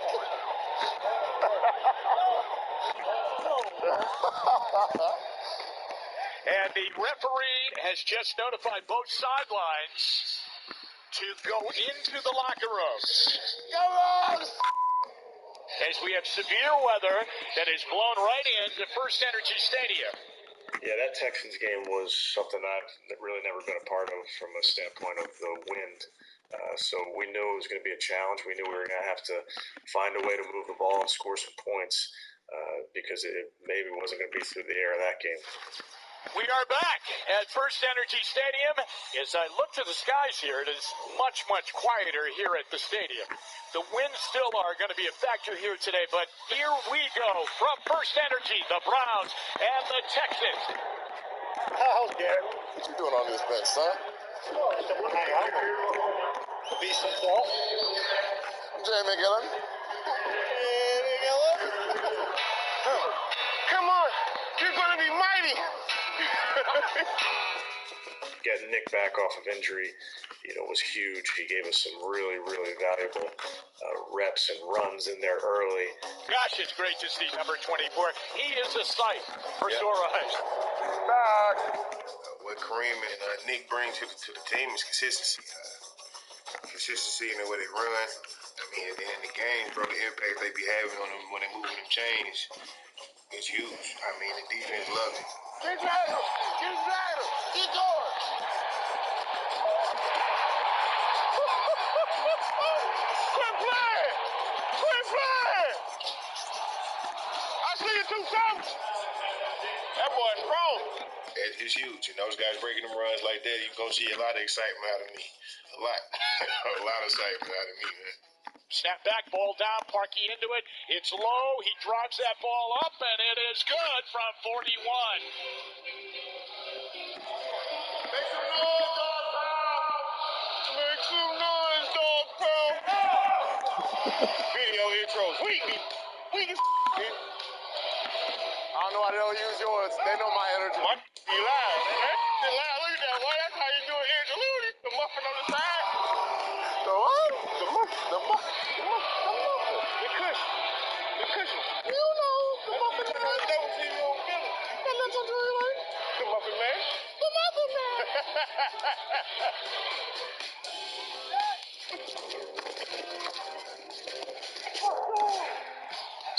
Good, baby. Our mindset as defensive line is to take over every week. That's the ultimate goal in the run game. We always talk about earning the right to rush the passer. It starts with the run game in the NFL. Everyone's going to try to establish the run, especially in the first quarter, early on, no matter who you're playing. So our mindset is to stop the run early and often so we can rush the passer, because all D linemen want to rush the passer, want to go after the quarterback, try to get the sacks.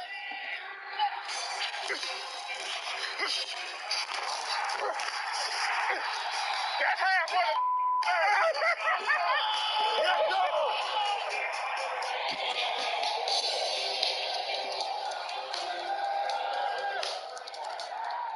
There better be a half. I love hearing those guys laugh about that, trying to get half a sack from each other. But, you know, I think Sheldon may be more of a joke. I think Miles kind of gets mad because he thinks he deserves the whole sack. You only get the half if you finish them. No, that's definitely half. I'm going to call that one in if I don't get it. That's why I'm going to get my whole sack after the game from Sheldon. If he didn't finish it, I have it. It's not really a friendly competition. He's selfish. He's selfish. Always trying to take half of somebody's sack. It doesn't have to be mine. It doesn't have to be anybody in particular. It's just if someone's getting a sack, he's like, I'm taking half of that. It's just that's the most like he can't get his own. Like what? What's up with that? NFL office. I'd like to report a robbery. I robbed you? A robbery? I had a great rush. So did I. Listen, he fell on. Hey, he fell on when he was going down. We don't reward that kind of activity right there. This face right here, selfish. Selfish. So they're going to go for it, Doug, on 4th down and goal. Shotgun snap, 4th down and goal. It's a quarterback throw. He tries to get in. They didn't get there. Yo! Come on now. Coming off the bye, I really feel like we tightened up our defensive calls, our defensive packages. We addressed issues with different players, and I definitely feel like we are headed in the right direction after the bye and the adjustments we made.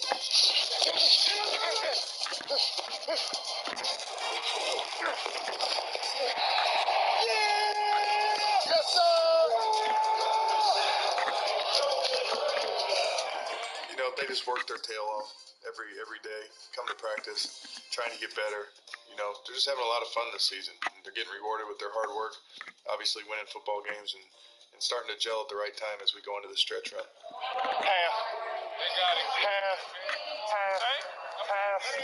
That is definitely a half. Half. Sheldon's have to steal one from everybody, bro. Those were my first halves I think I had with both of them. So came in the same game, and just small steps to a bigger goal. I officially got 30 sacks. Officially. Me hitting 30 on the sacks, just small steps. I wish it was more. Just grinding them out, man. That was uneasy to come by. Kudos to the guys who get 15 plus a season. That's just unbelievable. Guys who play the run and do everything else, get thrown under the bus a little bit while the guys who get sacks take the fouls. Come on, Dookie. But the league still recognizes guys' work ethic and what they bring to their defense or to their team, other than just sacks. So hey. Can't complain on my end either. I make plays too. He missed it! Put some points up. Well, the Texans had a chance to tie the game up. They tried a 46-yard field goal by Kaimi Fairbairn, and he missed it wide left, and the Browns lead 3-0. And it's 3rd down and long now for the Browns. He's got the snap. He's back. He's up in the pocket. He rolls right and throws, and Higgins caught it. They got his own. He made it. Come on, Chubb. Nick's whole leadership style is just, don't do what I say. Just follow me. Don't worry about what I say. Just look at what I do. So he's between him and Kareem, those guys are workhorses and have nothing but respect for those two. No, sir. That's Nick Chubb running that ball. Mayfield under center, takes the snap, gives it Chubb with a cutback, inside the 10, inside the 5, here he comes, touchdown, Nick Chubb! Welcome back, Nick. Yes! To see him break it late, just the way he is able to still have that burst in the fourth quarter is incredible. The decision he made there at the end is quintessential Nick Chubb, you tell him to do something, he's going to do it. So we told him, hey, no mas. That's the situation. So when you get the first, go down. And he went all the way down to the 1. So didn't see it playing out exactly like that. But again, that's Nick for you. One receiver, wide run. Tight ends off the line to the left. Chubb, the running back. They pitch it to Chubb. Chubb running on the left side. Cuts the corner. Turns the corner. Drives up the field, and here he comes. 50, 40. He'll be arriving in the end zone. Right. Oh, he stepped out of bounds at the 1. Smart move. He stepped out of bounds at the 1-yard line. So as to just allow the Browns to run the rest of the game clock out. That's how you return, baby. That's how you return, baby. Yeah, Tufu! That's a hell of a player right there. That's a hell of a player right there. Victory! I wouldn't have been mad if he got the touchdown. Me neither. Mayfield takes a knee on second down, and all of the Browns teammates are going over to tap the orange helmet of the great Nick Chubb. Is it great having Nick Chubb back? You bet it is. That is a team play, no question.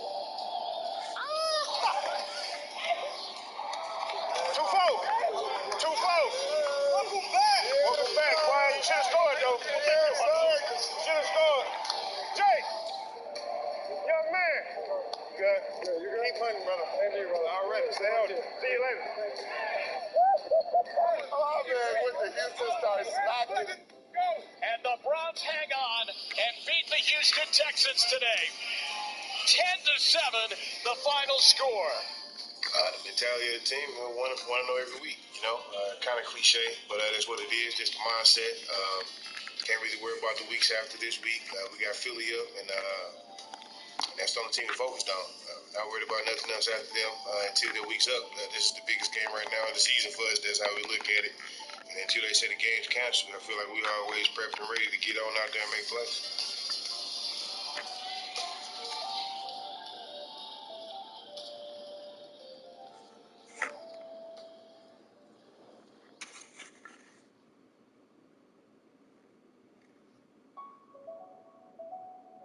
For schedule. And to their credit, they just haven't blinked. They've just dealt with it. They respond every single time with an attitude of whatever it takes, we're going to find a way. Yeah, the week after the Texans game was a challenging one. There's no doubt, just because of what COVID was doing, not only to the country, but to our building, in particular. Everything we can do to limit the spread, we're going to do. So yes, we've spaced out the locker room. We've created additional locker rooms. We have scouts working out of the stadium, and they're usually in the office. We spaced out meeting rooms, and then we created new meeting rooms, and then we've just descended to virtual meetings. We've made some sacrifices on the field, but I think just as importantly, our coaches and players have made a lot of sacrifices off the field to try to make sure that this doesn't, derail our season in any way. I know you guys saw the news with Miles on the COVID-19 list, so we'll be without him this week. It's 2020. Expect the unexpected. So if he was ever available to us, I promise you we'll be ready to roll on Sunday. The guys. No, it was such a surprise because just knowing how careful I've been, the people around me, knowing that the people around me have gotten tested and they haven't tested positive. I've never been so sore, so tired from the flu. Usually, even when I'm sick, then I feel like I can fight through it. This just felt like a different case altogether, and it hurt when I found out, just because I knew I was, we had a good thing going, not only on as a team, but as a defense and individually, and we're just trying to lock it down these last 4 weeks and make sure that there's nothing that gets in the way of what we're trying to do this year. Losing Miles is a great player, but at the same time, it's okay. Hey, look, here's the news. Here's what we'll do from a roster perspective. Here's what we need to do on the field to adjust to not having Miles there. But the train keeps moving, regardless of who's on it. Today, it's the Philadelphia Eagles at 3-5-1 against the Cleveland Browns, who are 6-3, trying to get to win number 7. Yeah, knew the Eagles game was going to be a challenge. They have a bunch of playmakers on offense. It's an extremely aggressive defense. We knew it was going to be a tough day for all of us as we tried to move the ball in some more weather that was unique to Northeast Ohio there. We told our players many times, our stadium is on Lake Erie, so we expect those type of elements, and we deal with them. We deal with them pretty matter-of-factly. Hey, yo, great day to be alive, baby. Great day to be alive. Yes, sir. Yes, sir. Let's go, baby. I know you bring it. I know you do, baby. I know you bring it. I know y'all bring it. Me personally, I've always known, my potential and what I could do. I just always needed an opportunity. Being in this league as long as I've been in it, getting the ball rolling around this time is so important. Someone give me a headbutt. What's up, baby? You know I'm here for it. You know I'm here for it. Yes, sir. Okay, then. Okay, then. BJ's got some of the most experience in the group, so he's one of those stabilizing forces in our room as a leadership, a guy that's been in the league and played a lot of plays before this year. BJ does a terrific job communicating, right? He gets the calls in from Coach Woods. He's able to get everybody lined up. He can fix problems on the field, and then he's a good player. Hey, we got one solid. Ready? Hey, let's be aggressive. On the left hip of Wentz in the shotgun. First and goal. Fulgham comes in motion, but they give the ball to Sanders. Sanders to the 5, and that's where he's going to go down. And the ball came out. Loose ball. The Browns say they're fighting for it, and they have it. Big turnover for that Browns defense to get.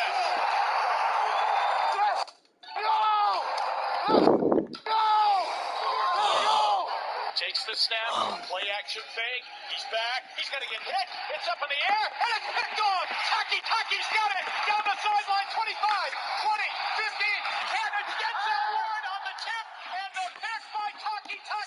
Touchdown. Hell yeah. Big time.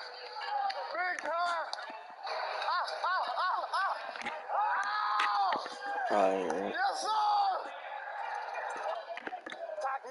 Taki. Oh, yeah, hit the QB. Oh, that was you hit the QB. Against the Eagles, there were some runs in that first series where they ran the ball and they were able to get the ball out inside the red zone, which was awesome because we're all about the ball, which was so cool to see. And stop that drive. And then our guys did a great job, both D-line, linebackers, DBs, the whole defense of adjusting, realizing what's happening, adjusting our alignments or within the calls, and shutting down the run game.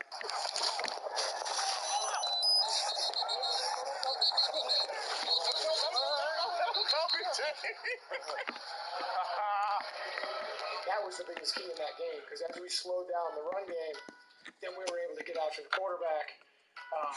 Our man OV was balling that game, and it was cool to see. And then, of course, Sione getting the ball was amazing. Denzel making a play, and Sione getting the ball in his corner, that was great. So happy for that young man. I think the Philadelphia Eagles game for our defense, if you watch the tape, the all-22, you really see this defense start to gel. There's one play after the other, and they kept feeding off each other, and it's 3 and out here, 3 and out there, turnover, especially in Miles' absence, it was special. Everyone showed up, man, and it was beautiful. I felt like everyone fed off of each other's energy. That was big in our game. Everyone, feeding off each other's energy. Seeing OV splash, that was big. OV's out there having a career day, baby. Here's Nick Chubb, and from behind, Rodney McLeod, the safety, no gain.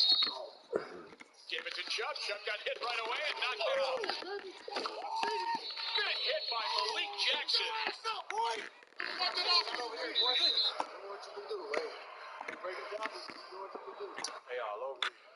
We struggled to run the ball early in that game. Coming out of halftime, the conditions wouldn't allow you to abandon the run, even if you wanted to. So we stuck with it, and we believe in our run attack. We believe in the offensive line, the tight ends, the receivers blocking on the perimeter. We believe in those guys. We felt like one of those was going to increase, and really in the second half they started to.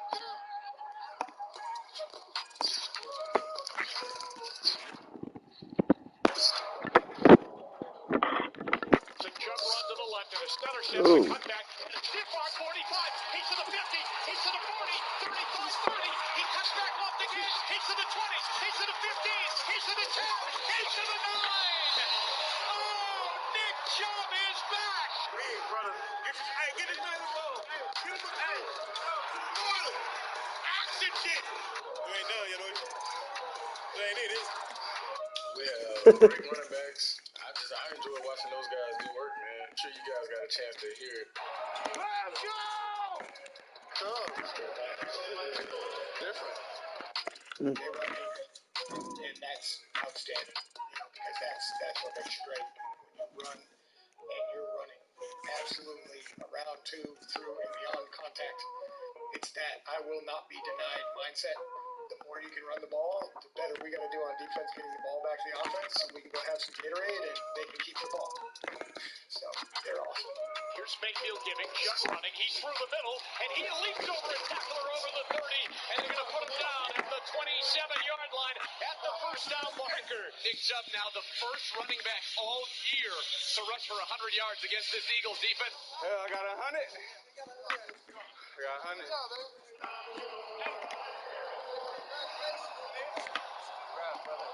What is it? Congratulations, Nick Chubb. 3,000 yards rushing. We get leaders like that, we got everything we want. You also stiff arm that guy in tomorrow. Run for a first down on this one. You watch the game? Just watch me. Hey, nice job, man. My time in Philadelphia, I am incredibly blessed and grateful to have spent a year under Howie. He formed a lot of my beliefs and philosophies really coming back here to Cleveland. I learned a lot from him strategically. And then what I probably appreciate the most is just how much visibility he gave me into the job. And I felt like that's something that helped me transition and be prepared in this role during my first season. Us winning the game is, I guess, a little bit like being your big brother, just because I have so much respect for Howie. It is just one regular season game, but it's always nice when you go up and are able to compete against an organization or a group that you have so much respect for.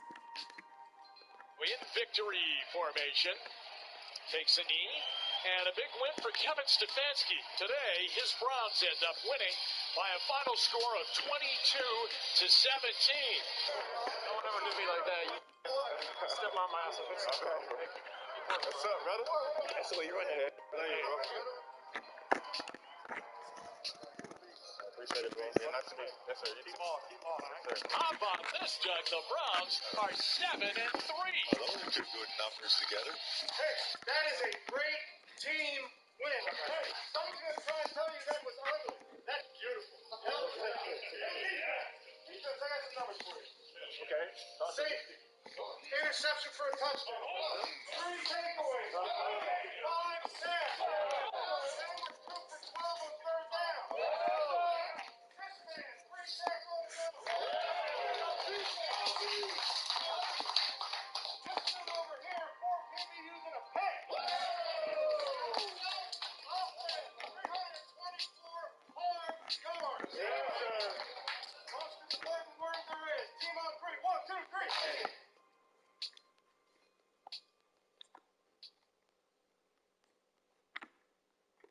I can still see a couple guys with those video stops. So start that video so I can see your smiling faces here on this beautiful Wednesday morning. All right, let's talk about the Jaguars. How do we win this game? As a team, we have to maintain a laser focus, okay? That is a must this week, an absolute must. That dude right there, all right, that's a bad dude. Mike Tyson. This is him in the ring before a match. What do you think's on this guy's mind right now? Okay, what's he thinking about? There's nothing else going on in his mind other than a guy standing across from him and a primal need to beat the that dude. Okay, that's what's in his eyes right now. That has to be us. Just block everything out, apply all those lessons we've been talking about, focus on what matters. And what matters, we got to go down there and play a Jacksonville football team, and we have to play our best to win. Okay, we're all ready to go. The Browns trying to get to 8-3 on the year with a a tricky game against a hungry team that has nothing to lose. Jacksonville at 1-9. Feel good, play good.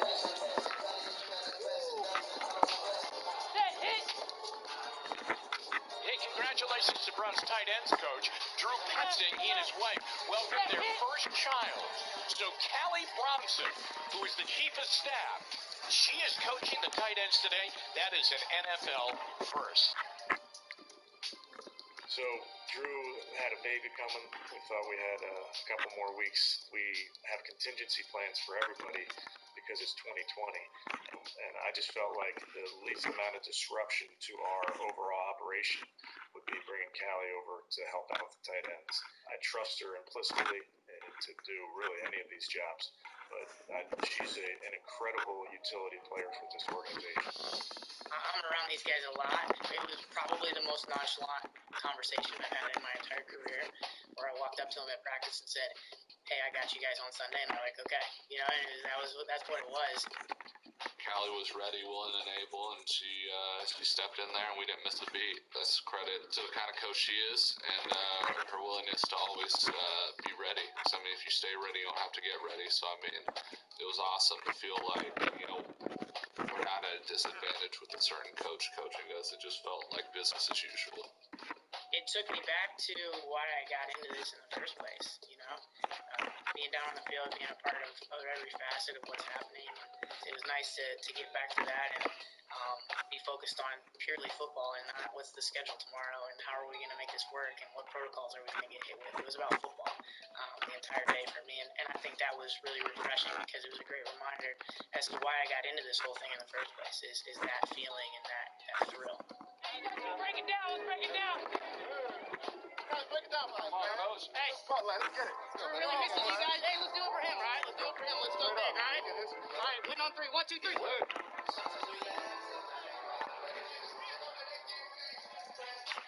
Don't worry about it.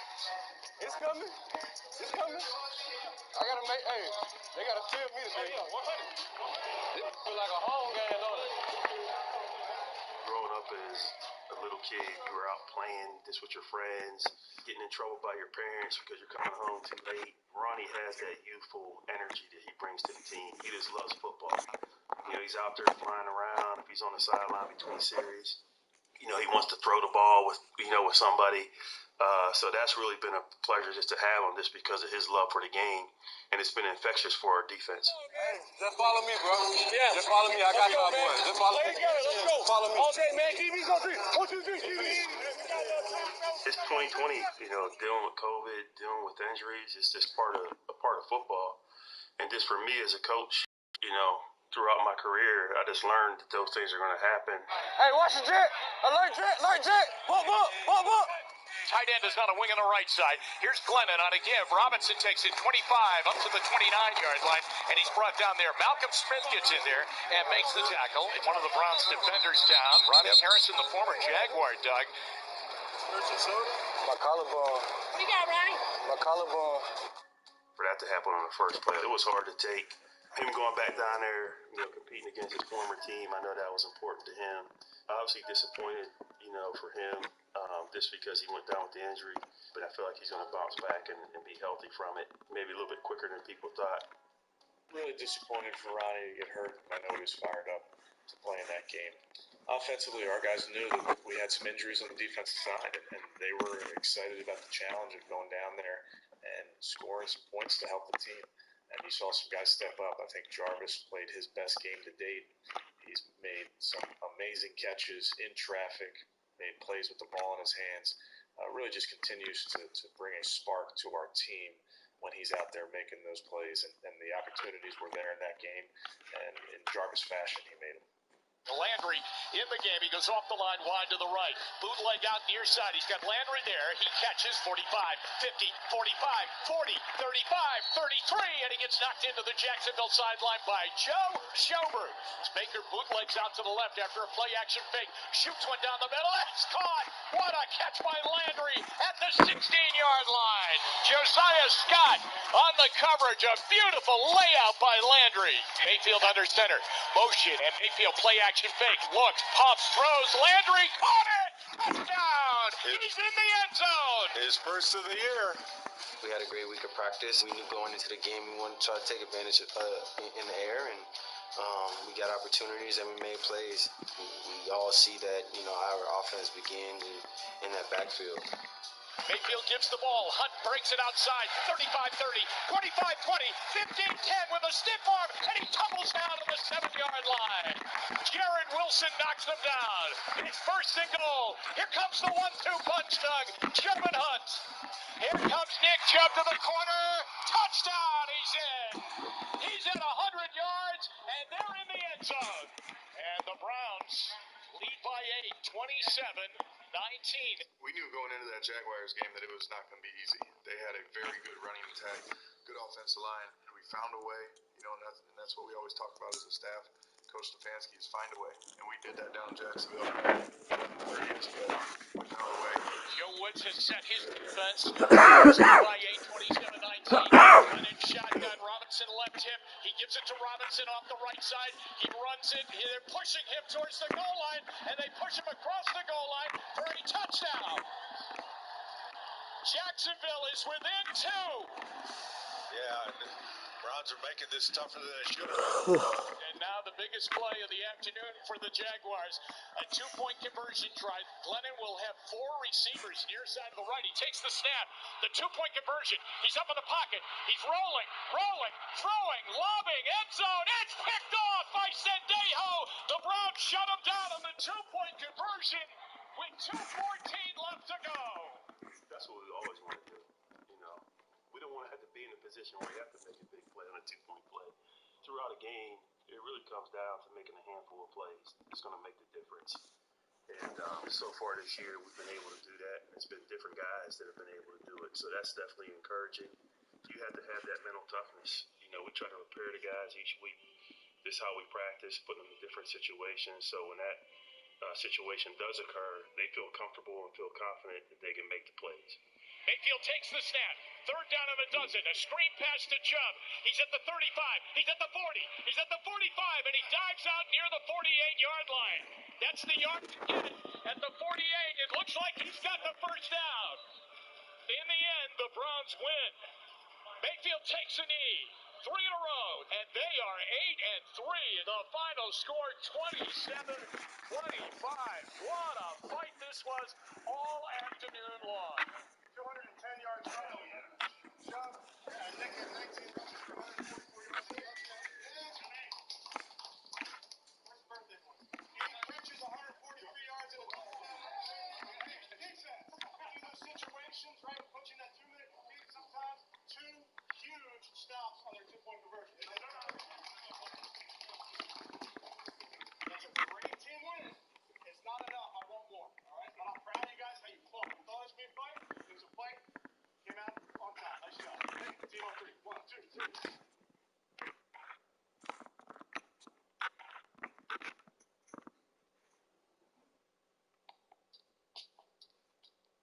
All right, good evening, gentlemen.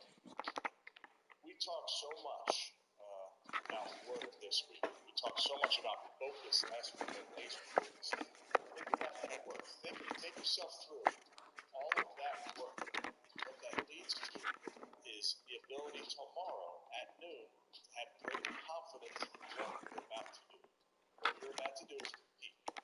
So throughout this week, as we always do, we didn't talk about, hey, we're just gonna show up and go win. We don't believe in that. Right? It's the old Sun Tzu. Victorious warriors, right? They win first and then they go to war. While defeated warriors, they show up and they seek to win. That's not what we do. We put in all that work. I have great confidence because of the work that you guys put in. I have great confidence because the men on this call right now, the people that surround me when I stand on that sideline, right, before kickoff, come look in my eyes. Okay? You wonder why I'm confident? Because the group around me, the work that we put in, okay, is second to none. I believe in you guys. Okay? Have fun tomorrow. I cannot wait to watch you guys play. All right, we're all set to go from Nashville. It's the 8-3 Titans and the 8-3 Cleveland Browns. And the great news, Myles Garrett is back.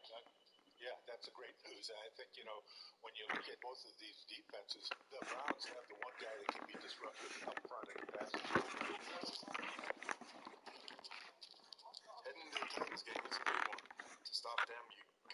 to stop Derrick Henry. You got to make him one-dimensional, as hard as that sounds. And then at the end of the day, we got to create some big plays. We didn't do that last week, and we got to get back to that. One way to get back to that is to get 95 back in the lineup. I mean, angle it and then go up or just right out? Right up. Right here, the quarterback. Got it. I was not there to make a cameo appearance. I was there to get back to the top of the food chain. That meant, getting my body right, getting my conditioning together. I was definitely still recovering. I had a camera on me, and you could hear my breathing in the mic from me being gassed, especially that fourth quarter. Even when they were calling my number, I was like, man, it's gonna be tough out here. But I just know sometimes you just have to make it happen. That's the name of the game. They don't remember you being tired. They don't remember you being sick or having COVID. They just remember how you did. What did you produce and how did you produce it? At the end of the day, it's not the greatest game I'll have, but it was enough this time. I got the mic up like y'all expect me to say something. No brownies. I expect greatness out of myself. No matter what happens, the awards or the goals that I have, I want to always achieve my goals. I want to exceed them. I could go on a tear that not many have seen before. We back in the building. We back in the building. We back in the building. Let's go. It's time to turn up. I love it. Browns on 3. 1, 2, 3. One, you got to be realistic. Knowing that I have 4 games left. Anything can happen. But just got to make it happen. I miss you. Glad to see you. We're just about the work. That's what we do. Your work during the week is what determines how you play on Sunday. And the guys have bought into that. And we put so much of the focus there so that on Sunday, you can just go out there and compete.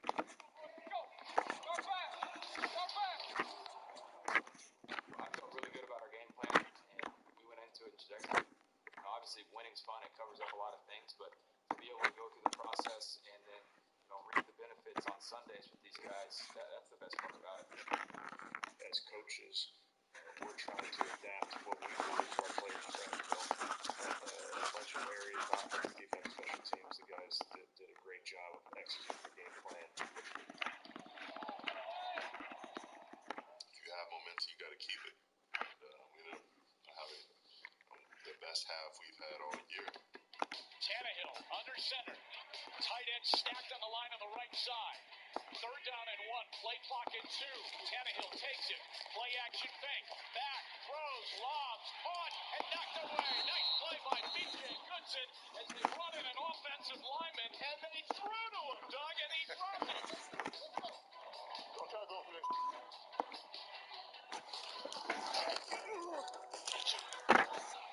Tennessee is short. They didn't get it, Doug. On a 4th and 1. Hey. Hold on.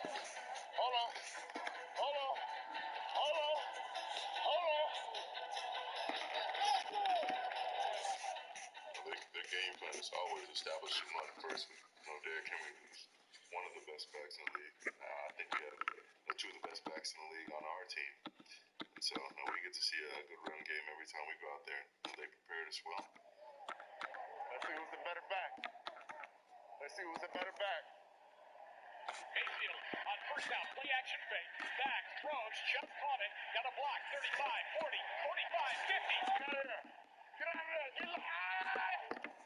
And off he went, Doug. This whole team's been through a lot. And we've also been working year after year to improve this thing. And finally, we're producing. So this is just evidence of what the time and effort and the work we put in. And we just got to keep it going. Play action fake. Look. Fires. End zone. Caught. Touchdown. It's Jarvis Landry.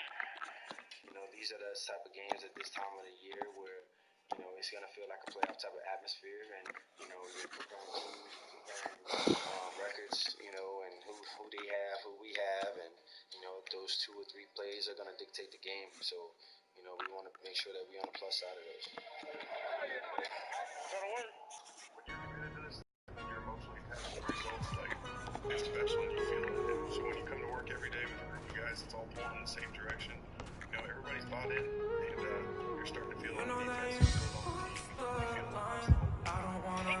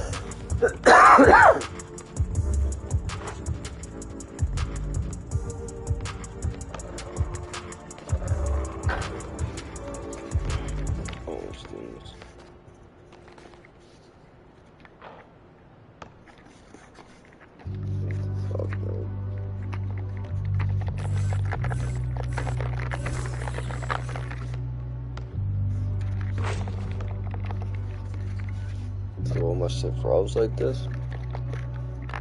What this is? No such thing as my ceiling. So much layers I'm peeling now. Sign myself and I'm can't miss over my deals. I just roller coast my thrill. You can't fake it if you will. I got on my side. Levitation, I'm glide. Put your hands in the sky. If you feeling this in my eyes. I got blind.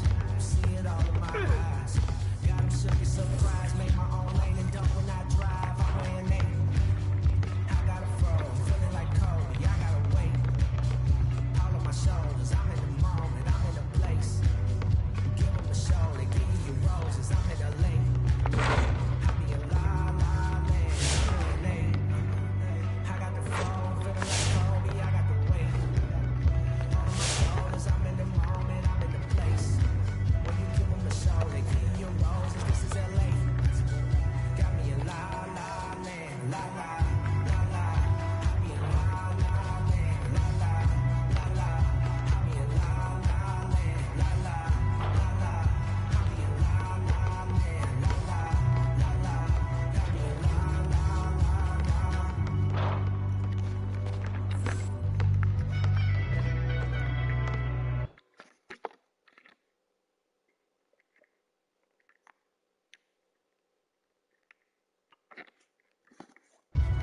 Send attention like Staples. Not a cap or cane, I'm too able.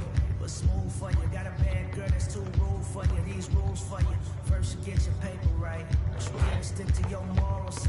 Then we both go explore the world every day. Like with some doors, I'm in the soaring up in the space. Anything to get up out of this place. Out of the plan, it gotta demand it. Over so long, just like the man is the bottom. Don't understand it. Things are just happening, I never planned. It's more than one thing. I am so brand new, it's giving you take it, but never for granted. I'm wearing 8.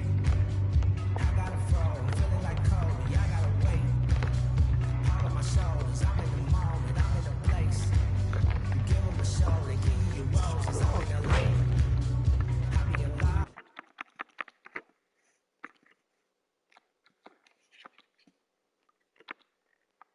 My shoulders, I'm in the moment, I'm in the place. When you give them a show, they give you roses. This is LA. Got me in la la land, la la la la. I be in la la land, la la la la. I be in la la land, la la la la. I be in la la land, la la la la. I be in la la la la.